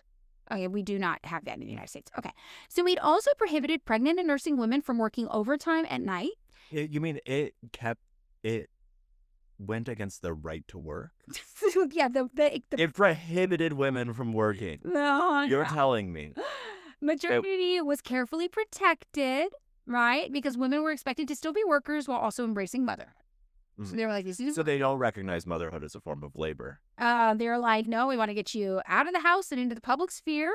We want you to be a mother, but also we want you to be able to have a job. They don't recognize motherhood as labor. I'm just saying they don't recognize forms of emotional labor. You're really going all in Cho Man Seek. Justice for Cho Man Seek. If we I have listened to like 1 or 2 podcasts in my life. And I believe that about you. And it is my understanding that one of us has to be annoying. Well, that is how it goes. Contrarian. Yeah. That's true. Though I guess now I am saying it on the podcast. So you're showing them how the sausage gets made. The dynamic, the cave fabe or whatever is kind of right. No, I think it's good. I think it's okay. I think people should know. So the following month, July of 1946, the Law of Equal Rights for Men and Women gets passed in the North, and this liberates women from what they call triple subordination of family, society, and politics. It nullified all previous Korean and Japanese laws regarding women, provided women with equal rights to political participation, economic and educational opportunities, and freedom of choice in marriage and divorce. It outlawed polygamy and the sale of women as wives and concubines. So Cho Man-sik had all those wives at the same time. Limits on the free market. So next, major industries, banks, and transportation services were nationalized. A lot of these had already been owned by the Japanese in the past. So this facilitated the process of nationalization and also made people, excited. Even if they weren't communists, they were like, oh, this is cool. This is for us, our nation.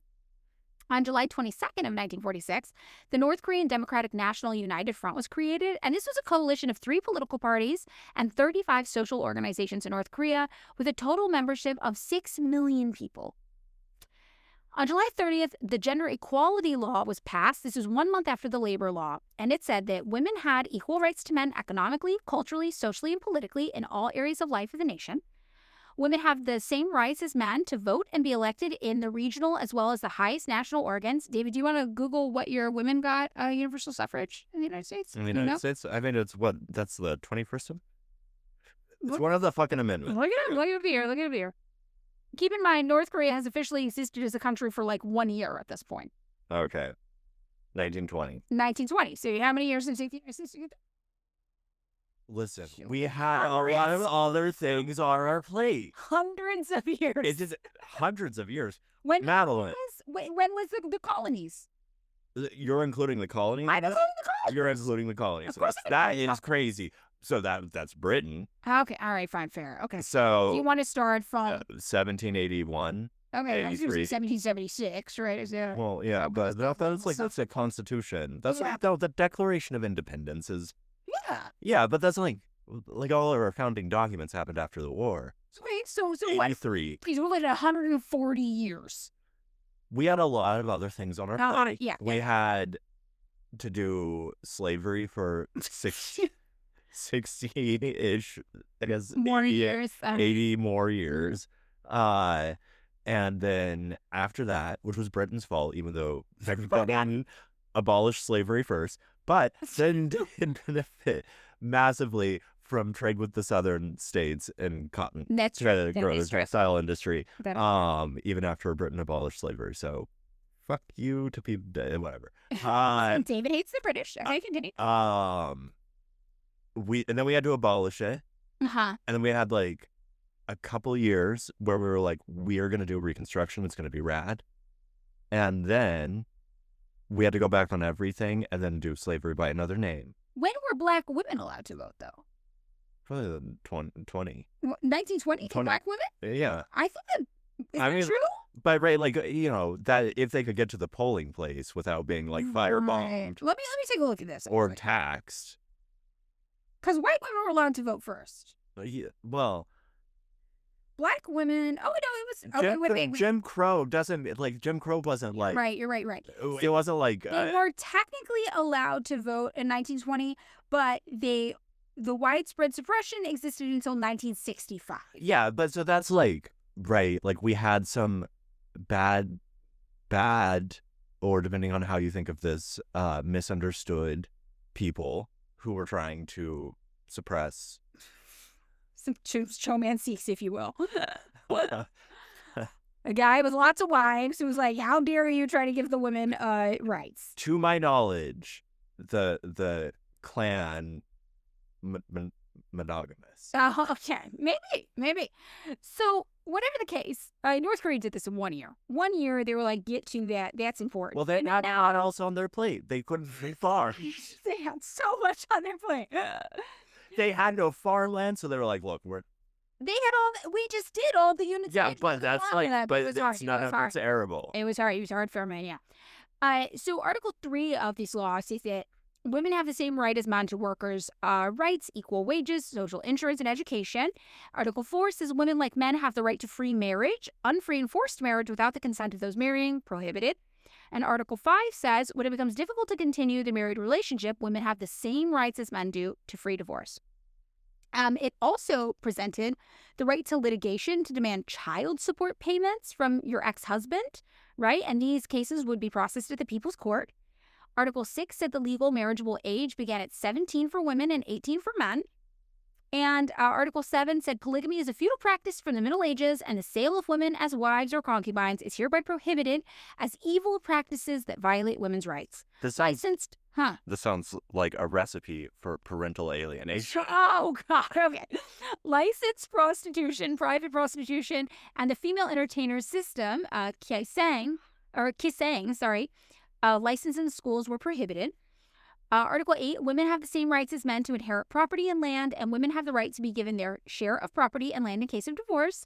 And Article 9, all Japanese imperial laws and regulations pertaining to Korean women's rights are null and void as of the promulgation of this law, and this law takes effect immediately. Okay, so what I'm hearing, besides the parental alienation, right. We really... The poor suffering men. The poor suffering men. Yes. All of the divorce courts and child court, family courts, they favor women. Yes. In North Korea. Yes. We're men's rights activists. They it's stand a chance. It's anti-sex worker. Okay. It's a hot take. It's a real hot take we got going on there. Okay. Did I not just hear that they outlawed forms of sex work? They did. Yes. Yes. They did. Mm-hmm. Mm-hmm. Well, after being sold as comfort women to the Japanese for many years, they probably had a lot of strong feelings about that. Yeah. Mm-hmm. Not just sold, forced. Forced into sexual slavery. Yes. Yes. But so no free enterprise and sex. Yes. Wow. And they hate men. And they hate men, yeah. Yes, okay, got it. Okay. So, August 1946. In the South, Americans are like, why don't we just do a little poll? Let's see how much we've managed to stamp out their filthy, dirty communist ways here in the South. So the Americans administer a survey in August of 1946. Bad idea. They ask what percent of South Koreans, do you as a South Korean, right, support a U.S.-led capitalist system in your homeland? Take a guess what percent of people in South Korea found this to be a good idea. The U.S. government? The U.S.-led capitalist system in Korea. All of them loved it. 14% liked it. Okay, yeah, 86% were like absolutely fucking. The polls have been rigged. I'm guessing of the 14%, most of them were just the cops and a few landlords. They should have just made everyone a cop. That would have been the solution. This is the solution. Just make everyone a cop. They're just arresting each other. And well, then no one gets arrested because everyone's a cop. They're so smart. You might have cracked the code, David. I think that we could make communism tomorrow in the United States if we just made everyone a cop. This is David's new political platform. David Roberts for president. Everyone's a cop. Everyone, it's pro. No. All cops are you. It's so good. No, it's pro Second Amendment. It's like you're just giving people guns. It is pro 2A. That is true. Yeah, people do like guns. You like whatever minimal training we give cops now is certainly better than just handing people guns and being like, go crazy. Probably. Yeah. Right, like cops famously collaborate together to do crimes all the time. That actually is true. It might bring people together. As a consequence of which we would get real class solidarity. Cop, one class, cop. That's the only class. I've cracked the code. I think you really have. I think I smell a manifesto in the works here. So things not going so well for the Americans in the South. They're like, 14%. Wop, wop. The North, though, let's journey there. The citizen registration card gets introduced on August 9th, making a patriarchal line of descent officially obsolete in the north of Korea. You no longer need a head of a household. You can just be a person with your own rights as a person. South Korea, it's worth noting, would not implement this law until the year 2005. So they're abolishing the family. Yeah, they're abolishing the patriarchal line of descent. In August, also, a powerful political party, the North Korean Workers' Party, became very popular in politics. And in the fall of that year, they also would start to create a rudimentary North Korean army. Central agencies nationalized all the major industries, the ones that, had been owned mostly by the Japanese, and they began a 2-year economic program of central planning, prioritizing heavy industry. If you were like a nationalist right-wing leader or a Christian right-wing leader in the North, you were ousted from participating in any significant way in politics. You were made sure not to give like any dominant leadership positions. And Kim Il-sung and his allies started to become very, very popular in all of the political parties. And anybody who resisted them was kind of not going to get far in politics. They were really the guys. So the Korean People's Army was the backbone of what made Kim so trustworthy and have so much respect in Korea. So the Korean People's Army didn't get founded until February 8th of 1948, but they started forming it around this time in mid-1946. So the Communist Party, the Workers' Party, had a social base mostly through the peasantry. The party apparatus recruited this huge following that supported Kim Il-sung and loved him in an open-door policy that allowed almost anybody to be a party member, regardless of class background. So masses of poor peasants were brought into the party ranks. Membership in the party gave them position, prestige, privileges, and political participation. So even among party leaders, a poor peasant background was super common. So the people in charge of the party were not rich, they were not powerful. In fact, if you were a super right-wing guy, you were a nationalist, you were a Christian leader who had like too much political party and power in the church before, this was not something that would allow you to come into a position of power in the Workers' Party. Instead, if you were a peasant, if you were a worker, just a normal person with a job, and that would be something that would help you advance through the ranks. I seem to recall from Susie Kim's book, from like the sort of almost ethnographic portion where it was a lot of the people's like application parts, that there was like a kind of like very high bar to entry where it was like, I'm sure you do have to go through some education, you got to do some shit, like if you're going to be in the party. And so there's like, I applied this time and then I had to go do some more schooling and then I applied. That's kind of the vibe. Yeah, they had the political education, but that was just for like certain elements of the party. Okay. You could be in the people's committees and have like nothing, right? You could be like, I was just a poor peasant farmer. Yeah. And then the land reform happened. My family got land. I loved the party so much I wanted to join. Mm-hmm. And you could be in lower ranks, things like that. So in September 1946, in the South, rebellions start to get pretty widespread. Pretty north, obviously. In the South, large-scale protests erupt in Daegu against the United States occupation, basically. The U.S. occupation government there had reinstated a lot of local bureaucrats and police officers who had been collaborating with the Japanese colonizers before, and the people did not respond well to this.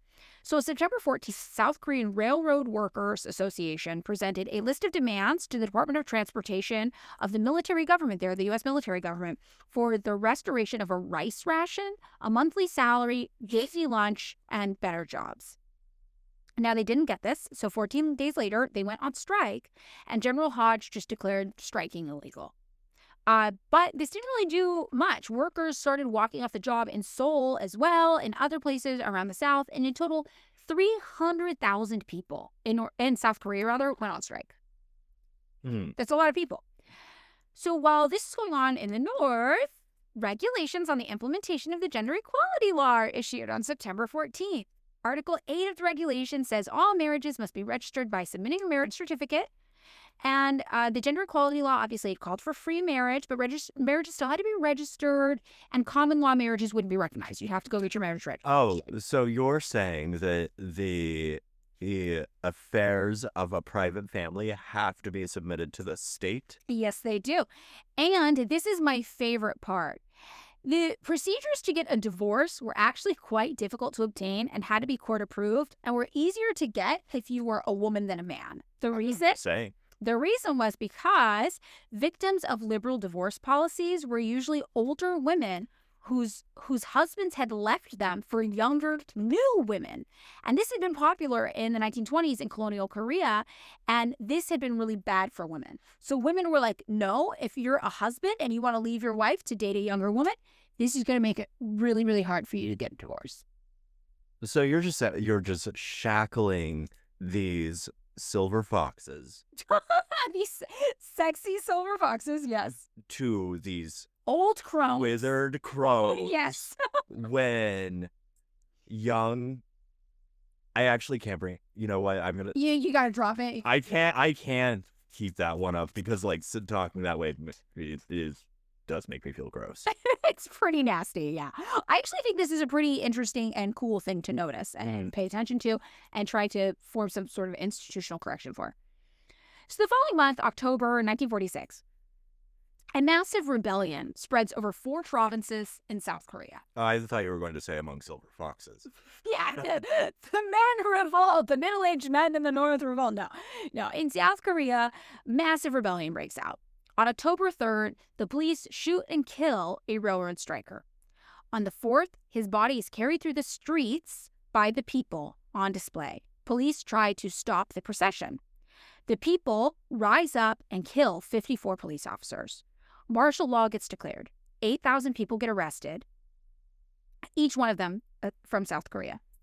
And this is not the only example of this going on at the time. Another case gets noted by historians. The use of torture was an accepted police tactic for the U.S. military authorities. Robinson gets nearly court-martialed by General Lurch for having stopped the water torture of a suspected pickpocket by Korean police. He relates one particular incident at the time of the Taegu Rebellion in October of 1946. It was suspected that one of the leaders was hiding in a particular part of Taegu. Unable to unearth him, the police seized his aged mother. They announced that she would be beheld and tortured every day until her son gave himself up. Either he chose not to do so, or he was not alive, for he failed to show up. A few days later, the beaten and bloated body of the mother was delivered to her home for burial. I mean, she didn't give birth to the boy. Colonel William Madeline, American Director of the National Police, and Colonel A.S. Champney, Deputy Military Governor, justified torture treatment as the only thing a Korean understood.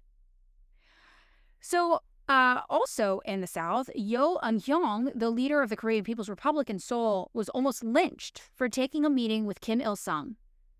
A virtual state of terror existed, according to historians in Southern Korea at this time. Mark Gain talks about this and says on his arrival in Korea in the fall of 1946, he observed a flight of fighter planes staging mock dive attacks on villages. The Army lieutenant accompanying him explained that it was an example of psychological warfare to show these racial slurs, we won't stand for any monkey business. Wait, what's the racial slur? It's a racial slur against Asian people. Which one? Is it in the thing? Yep. Okay, hold on. I have to look. Oh, there we go. Yeah, that's the one. So it's tensions are flying. It is chaotic. People are dying. The United States military government is torturing innocent people, and it's basically threatening to go on an all-out attack mode against the people in the South. The USA establishes this interim legislative assembly in the South that has 90 members, half of whom are appointed by the USA MGIK, the military government, and the other half were elected according to one of 2 proposed systems in the time they were trying to figure out. The first thing that was proposed was universal suffrage, just let people vote. This one was immediately rejected. The winner was the idea that each area would elect representatives using the same election law from Japanese occupation, where only taxpayers and landlords could vote. And as if that wasn't enough, they held the elections when, as C.V. Bergstrom, who was the chief of Home Affairs, said, quote, all of the leftists were either in jail or in the hills. So only the right-wing people could vote, and only if they were landlords or were able to pay taxes. So Hodge also, in the South, created right-wing youth gangs to hunt down leftists. So this is not official police. I mean, this is weird because this is what's it get called in Europe? The strategy of tension. Yes. Right, where it's but that also involved, they needed, what they should have done, they needed to prop up a weird Trotskyist party. Yes, seriously. Yes. And an anti-communist communist party. Yeah. But then also some kind of anarchist party that might do a bombing every now and again, just to really freak people out. Well, again, they hadn't learned this yet. But that's right, this is preschool for the American State Department, I guess. They're They're learning on the ground. They're learning on the ground, yes. So these gangster-like right-wing youth bands, one was called the Korean National Youth Association, get formed. And the U.S. government secretly provides them with $5 million in American Army equipment and then creates a training center at Suwon under the leadership of Dr. An Ho-sang, who had been an open admirer of Hitler's Youth Corps, who was like, we can do something like that here.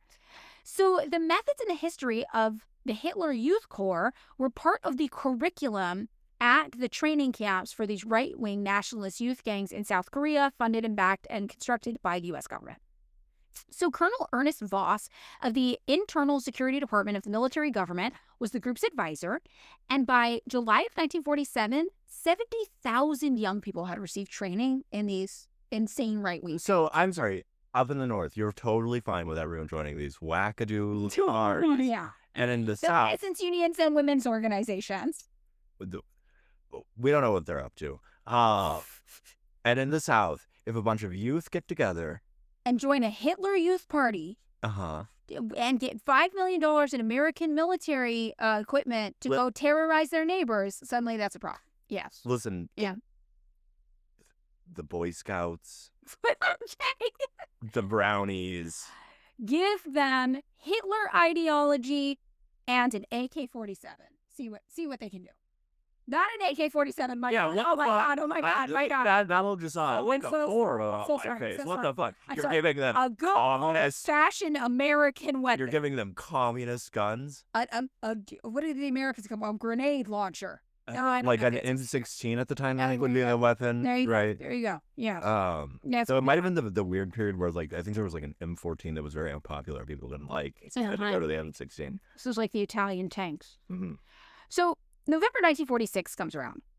The U.S. NGIK forms officially provincial advisory councils, and they are basically encouraging the rapid formation of new political parties and associations. Syngman Rhee is like, we need to immediately call for the creation of a separate South Korean state. So this has been hinted at when the United States showed up and did their weird propagandizing at the meeting with the USSR. But this is when Rhee officially is like, we got to do this. So one source cites American intelligence sources that basically is having information that said Rhee was even thinking of instigating a border conflict between the United States and Soviet occupation forces to ensure against a possible U.S.-Soviet agreement made by reunification. So the Americans find out about this and they're like, Syngman Rhee's gone rogue. Syngman Rhee has gone rogue. We kind of like it. They're like, the student has become the teacher. Yes. It's like, what fabulous innovation. Syngman Rhee is going to start a whole new state. Yes, exactly. And one of the things that historians say is that, okay, it's unfair to call Kim Il-sung a puppet of the USSR. At a certain point, it's unfair to call Syngman Rhee a puppet of the United States, too, because he goes off on his own super far right-wing weirdo wackadoo set of planning. Yeah. And to the extent that the United States is like, what are you doing? And Syngman Rhee is like, get the fuck out of here. Actually, give me money. Does he get like wackadoo religious at some point? Yeah, he gets like really, really kooky. So ominous references get made by Rhee's Washington representative about an impending civil war, quote, endangering United States soldiers in a crossfire. Concerned that the impending second joint Soviet-American Commission meeting might achieve this unlikely possibility of an understanding on reunification, Rhee is like, I'm going back to Washington. So he's like, I gotta go. The Republicans have just won a victory in the 1946 congressional elections. So he comments several times to people that his friends were in power again, and he would have no trouble getting his ideas across to the right people. Mm-hmm. So political repression, meanwhile, mounts in the South. On November 7th, 1946, 23 strikers are giving sentences ranging from 2 months to 4 years each just for going on strike. On November 7th as well, 2 years of hard labor is assigned for organizing a strike against the military government. Another 90 days is given to somebody for unauthorized meetings. Another 90 days is given to somebody for demonstrating against the military government. The North, meanwhile, holding elections for local leadership. The first elections in Korean history. Very, very... You got to put elections in scare quotes here. Who is to say they weren't puppet elections? They weren't puppet elections. Oh. Every historian who studied this. Have the studies been? Who has been paying for these historians? Has it been the U.S. government? No, it's been. Do you want it to be the U.S. government? Oh, no, okay, my bad. Okay, so the People's Committees organize the elections of PC representatives to create not only a provisional government but also a permanent democratic government in Korea. So voting for representatives of the People's Committees begins with the election of provincial, city, and county representatives on November 3rd of 1946. And a person would get to vote directly for your representatives based on the principle of equality, one person, one vote that would be cast secretly. One representative would be elected for every 3,000 residents, and there would be the right of recall if the elected person failed to carry out his or her duties. So these elections were meant to replace the indirect system that had been temporarily put in place in October 1945, and now they would be more direct and widespread. Each of the villages elected one village leader who then gathered with the other village leaders and elected a 7 to 9 member township people's committee. The township leaders then met to vote for a 13 or 14-member county people's committee, who finally would then elect a 19-member provincial people's committee for each of the 6 provinces in North Korea. So this is a delegate model of vote ground up, and this is a pretty standard Marxist-Leninist election model. Obviously, the number of people vary, but you vote for the person who represents you, they get together, then they vote for the person who represents them, then they get together, they vote for the person who represents them. It does sound very turtles all the way down. It's turtles all the way up, but yes. We're going from the bottom with the turtles? Yeah, the bottom with the turtles. The turtles are going up. Does it really matter? Yeah, I think it matters. It matters? If it's a ground-up approach or a top-down approach, yeah, it's kind of... No, I'm not. Well, because it's like, what's the turtles all the way down thing is like, the universe rests on the back of a turtle. Well, what does the turtle rest on? A turtle. Another turtle. Yeah. And then it's like, well, what does that turtle rest on? Oh, it's turtles all the way down. No, I think it's turtles all the way up. Oh. The turtle stands on the back of another turtle. Well, so what does the bottom turtle stand on? The democracy. Freedom, the collective spirit of the working class. Oh, my God. The liberated people of the northern part of the Korean Peninsula. Their liberation. Okay. Oh boy. This is when Marxist-Leninists can tell me what the bottom turtle stands on. And then he'll become a Marxist-Leninist. Till then. Okay. All right. Well, I'll work on it. So we have a first-hand account of this election from Lieutenant Colonel Walter F. Chawinski, who was stationed in Pyongyang as part of the 24th Corps Liaison Section of the U.S. Army Military Government of Korea. There's 8 people there checking it out as part of the provisions, and he writes about it. So he says, long quote, "Election day was as noisy as a charivari." Do you know what this word is? Charivari? Charivari. What is that? Charivari. Isn't there a techno song called? No, it's called Charivari with an S, but it's probably similar. I'm looking it up. Thanks. It's a historical European and North American folk custom designed to publicly shame a member of the community. But they're not shaming anybody. He's a weird hater. That we know of. He's a weird hater. Okay. So election day was as noisy as this weird public shaming custom in Europe. I don't fucking know. With band-laden trucks moving up and down the streets. Its occupants exhorting the people to turn out to vote. Street corners and byways presented a chautauqua scene with dancers and singers lauding candidates for their virtues and abilities. Radio and public address speakers blasted encomium from... Encomium. What is this? Celebrate, like... Encomiums. Yay. Okay. All right. Just one, not plural. It says encomium. From vital street intersections throughout the day. The early morning crowd, 7 a.m., attended the polls eagerly. They comprised the eager people who were fascinated by their first experience in casting a democratic vote. Towards noon, the crowds thinned out to a mere trickle at the polls, and thereafter until dark, the people wandered listlessly along the street like small boys with nothing to do. Since shops were closed, there was nothing to distract the people from performing their bounden duty. Polling places were conspicuously designated by evergreen bough arches, decorating entrances, signs, colored streamers, and above all, large colored pictures of Kim Il-sung and Joseph Stalin. This is the thing, right? Like, for all the good that communism has done, the iconography, they really need to work on. I think it's very strong. I don't love the communist iconography. I love the communist iconography. You think we need better branding? Well, I think you need better. Yeah, you need better branding. Are you not a communist? I'm a Marxist. Okay, all right. Oh, now we're talking again. No. We had a pause. Okay. The Stalin and the Kim Jong-un thing, right? It does give Kim Il-sung that it gives off a certain impression, right?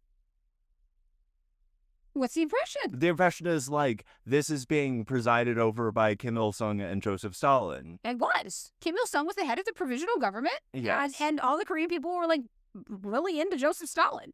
Joseph Stalin, a little hands off. Some Korean people were really into him. And I just see it like I'm just saying, if you were optics are bad. Yeah, Cho Man Sick. We have been butchering that man's name in increasingly elaborate ways. Well, we've just decided he's a polygamist. No, we've decided he's polyamorous. Maybe. I didn't see any links to his wives' other husbands. Maybe they were queer polycule. They were a queer polycule. Maybe. Maybe. Touche. They were heteroromantic. Okay. I mean, they had children.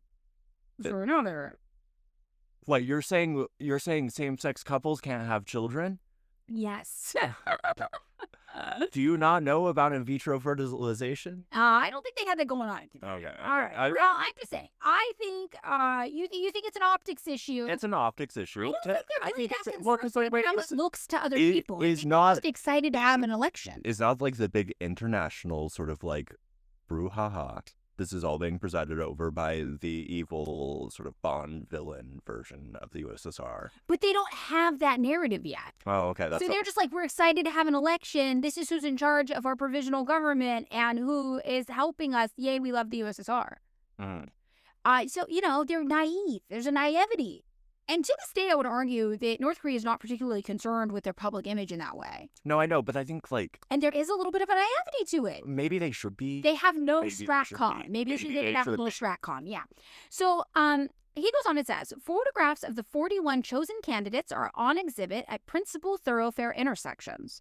So it's not just them. 41 candidates also have their photos up. They are still on display. Many of the candidates are entirely unknown to the inhabitants of Pyongyang. Individuals wishing to cast votes presented a small identification card which had been given to them on registration day. The poll official, upon receiving the identification card, checked the name off the voters list and presented the elector with a ballot. And it had been verified that the ballots were not marked by number or name of voter. The voter then retired to a table in another room where he indicated his choice, folded the ballot, and deposited the ballot in one of two boxes, one white, the other black. A slot was out on top of each of the box into which the ballots were dropped. Those who voted for the chosen candidates placed their ballot in the white box. Those against placed their ballot in the black box.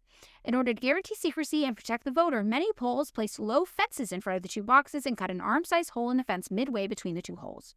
This permitted the voter to stick his arm into the hole over the two slits of the ballot boxes and observe, without being observed, the hole into which he was casting his lot.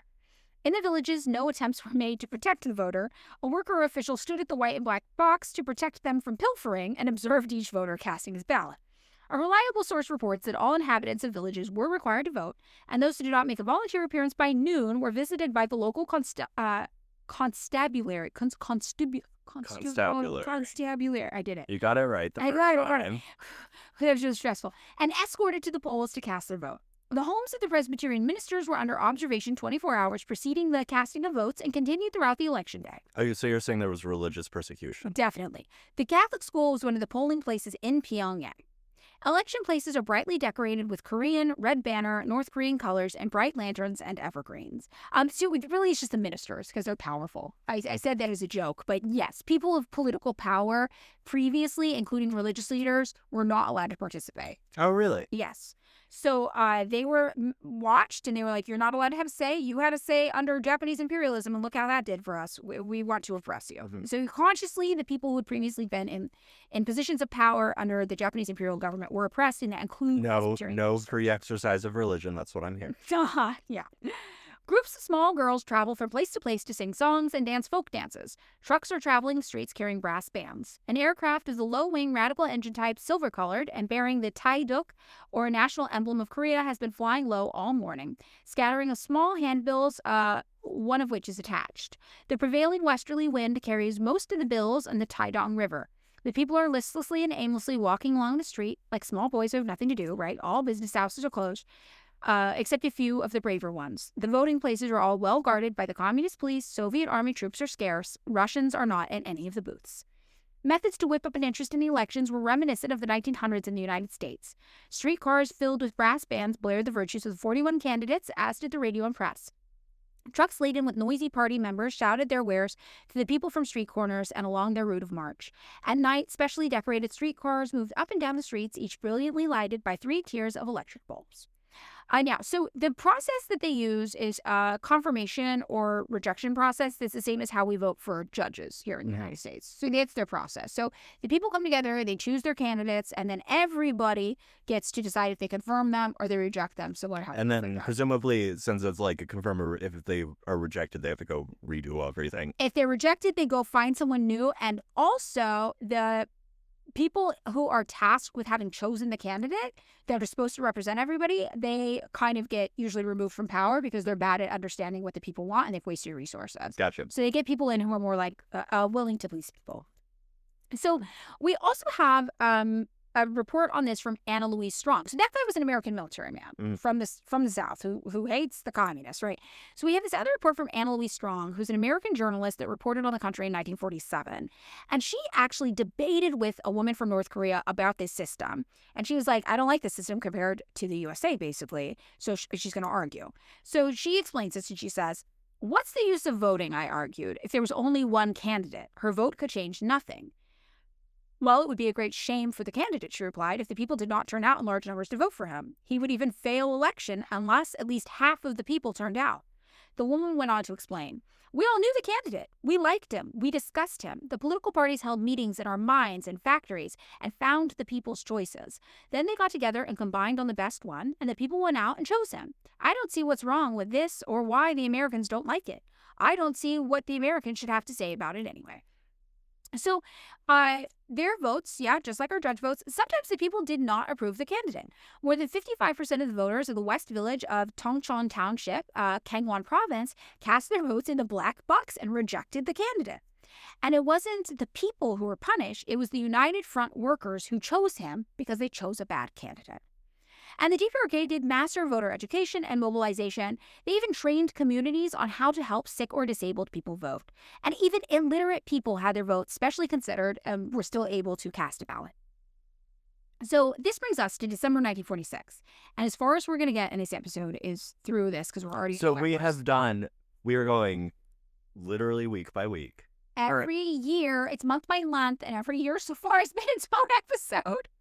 From this period. So we'll get to Lacan sometime in like 2027. Yeah, ideally. Now we'll see how maybe it'll pick up more steam. So this is just a period where a lot. Let me ask you a question. Huh? Because this is something that I have been thinking about for a little while. Yeah. There have been times where you will be like, "Hey, David, we should do this episode." Yes. And you'll be like, "We should do Allende or something." Yes. And you will put it like that. And I'll be like, okay, yeah, let's talk about Allende. And then when it comes to it, I look at your outline and I see like the year like 1995 appear. And I'm like, wait, what the fuck? Well, yeah.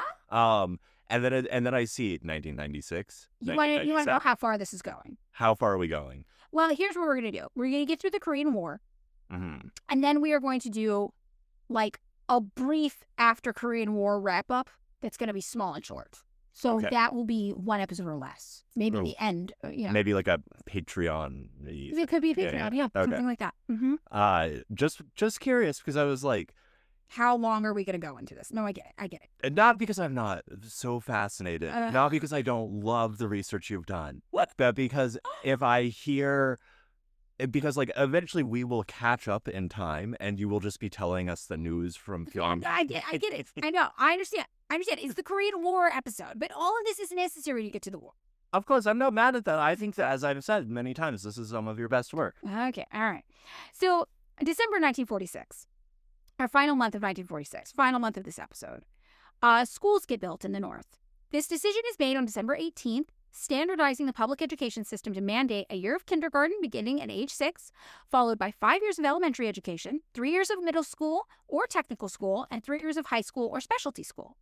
Students can choose to pursue higher education after that if they want for 4 to 5 years of college or 2 years of teacher's college, followed by postgraduate research. Formal schooling is supplemented by lots of programs targeting adults and workers for vocational training. So the North is like, yay, we're building schools. We love our election, the first in Korean history. Yay! You say schools, I say indoctrination camps. Yes. Yes. Meanwhile, in the South, Syngman Rhee goes rogue. On the morning of December 2nd, 1946, Rhee leaves Korea on a special United States Army airplane provided to him on the order of General MacArthur's headquarters. He's going to the United States.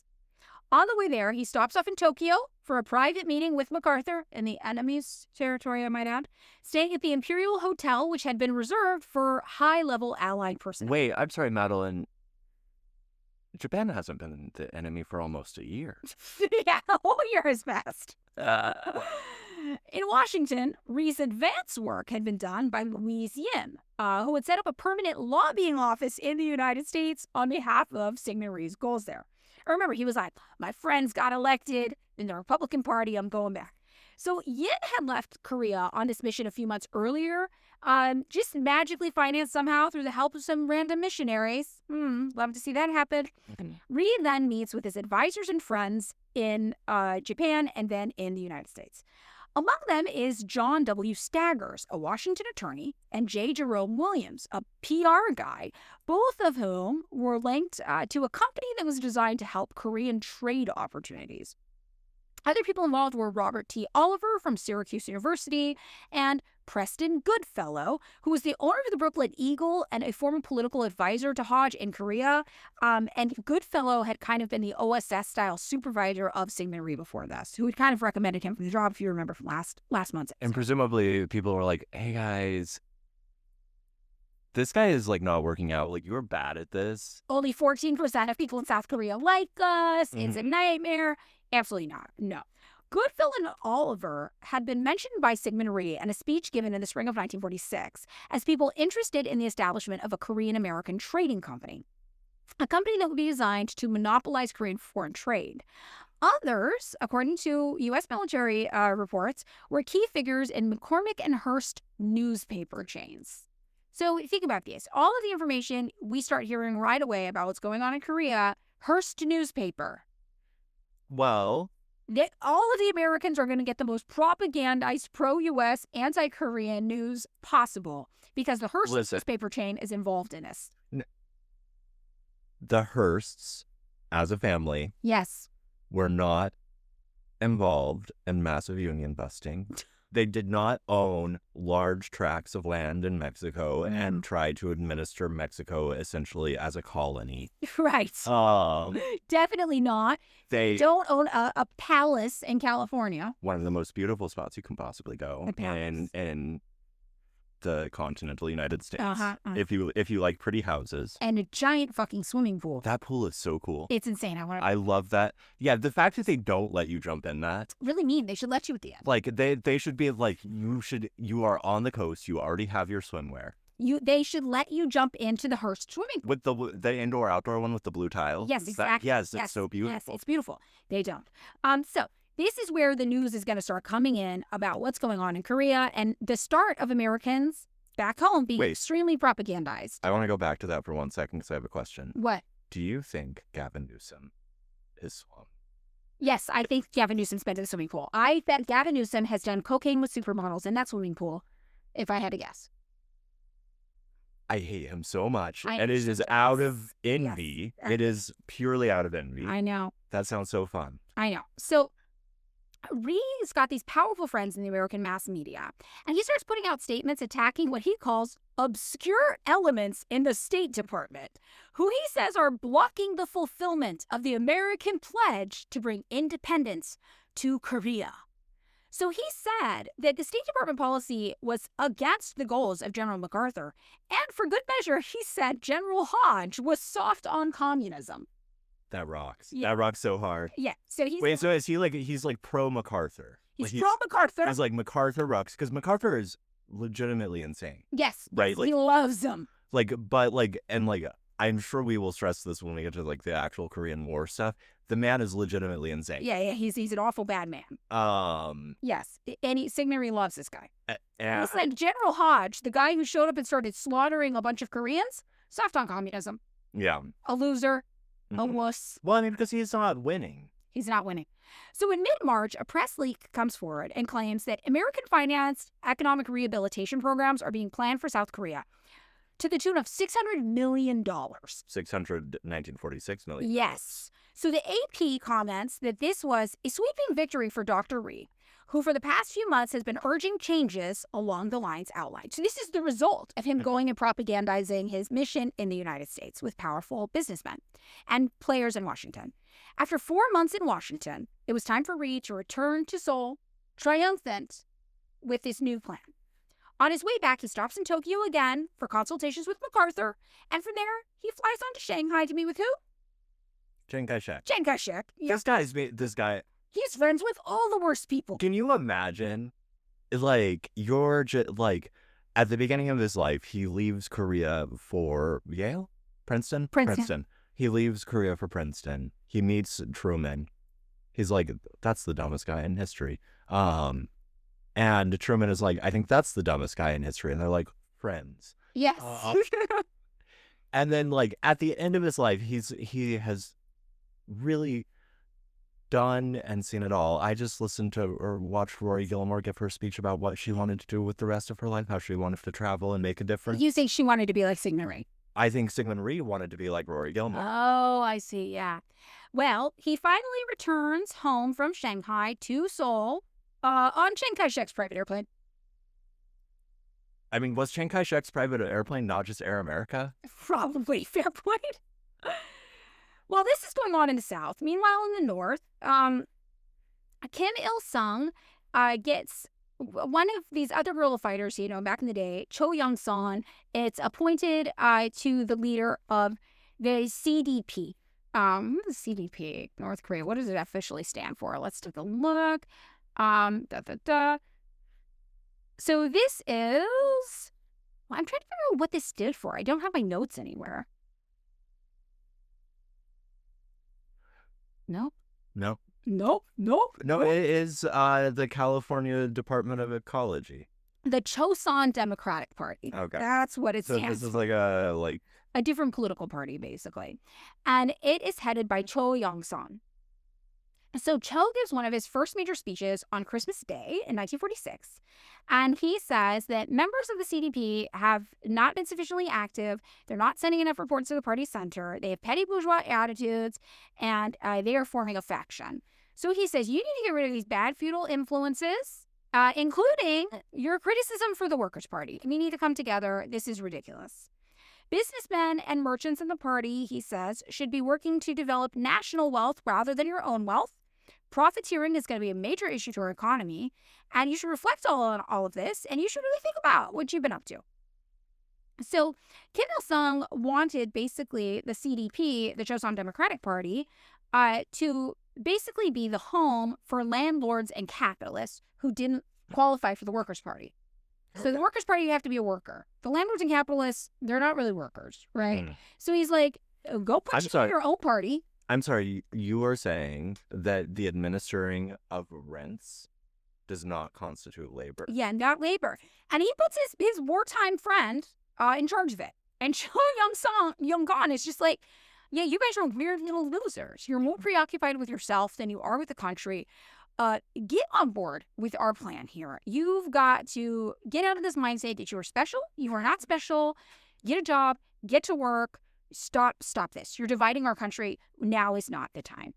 And he's like, we want you to really think about what you've done and come around and join us here. Stop trying to build this faction where you're more special and better than everybody else. Tough stepdad.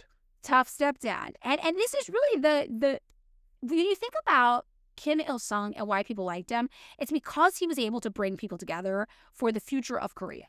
Always. That was always his state of mind. He's always doing things to unify people for what's good for Korea. This is an example of this. He never achieved unification. He never achieved unification. It's so sad.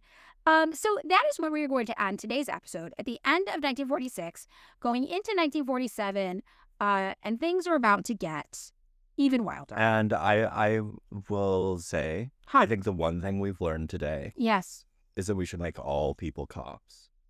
David's new political party is forming. It's get ready. Such a good idea. Mm-hmm. If everyone is a cop, right, we get real class solidarity. At one class cop. You heard it here first, everybody.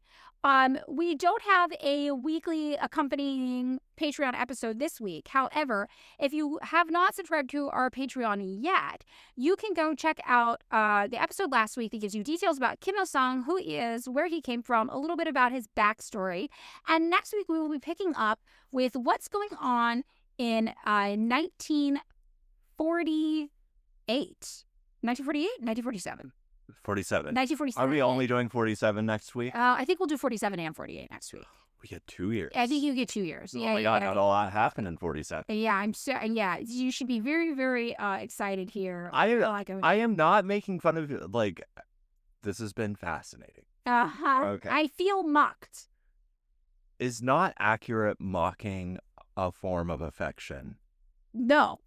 It's a form of mockery. It's all right. Mockery. Okay. Make everyone a cop. That's all I got to say. That's it for today's episode. Join us back next week. We are so happy to keep talking to you about this topic, which is the Korean War. And there's a lot that goes into it, and we hope you're learning along with us. Anything else? Oh, yeah. Patreon.com/pickmeupimscared. You got anything else, David? That's it. Make everyone cop. That's all. I already did it. I have reduced my political platform to that one line. I love it. I love to see it.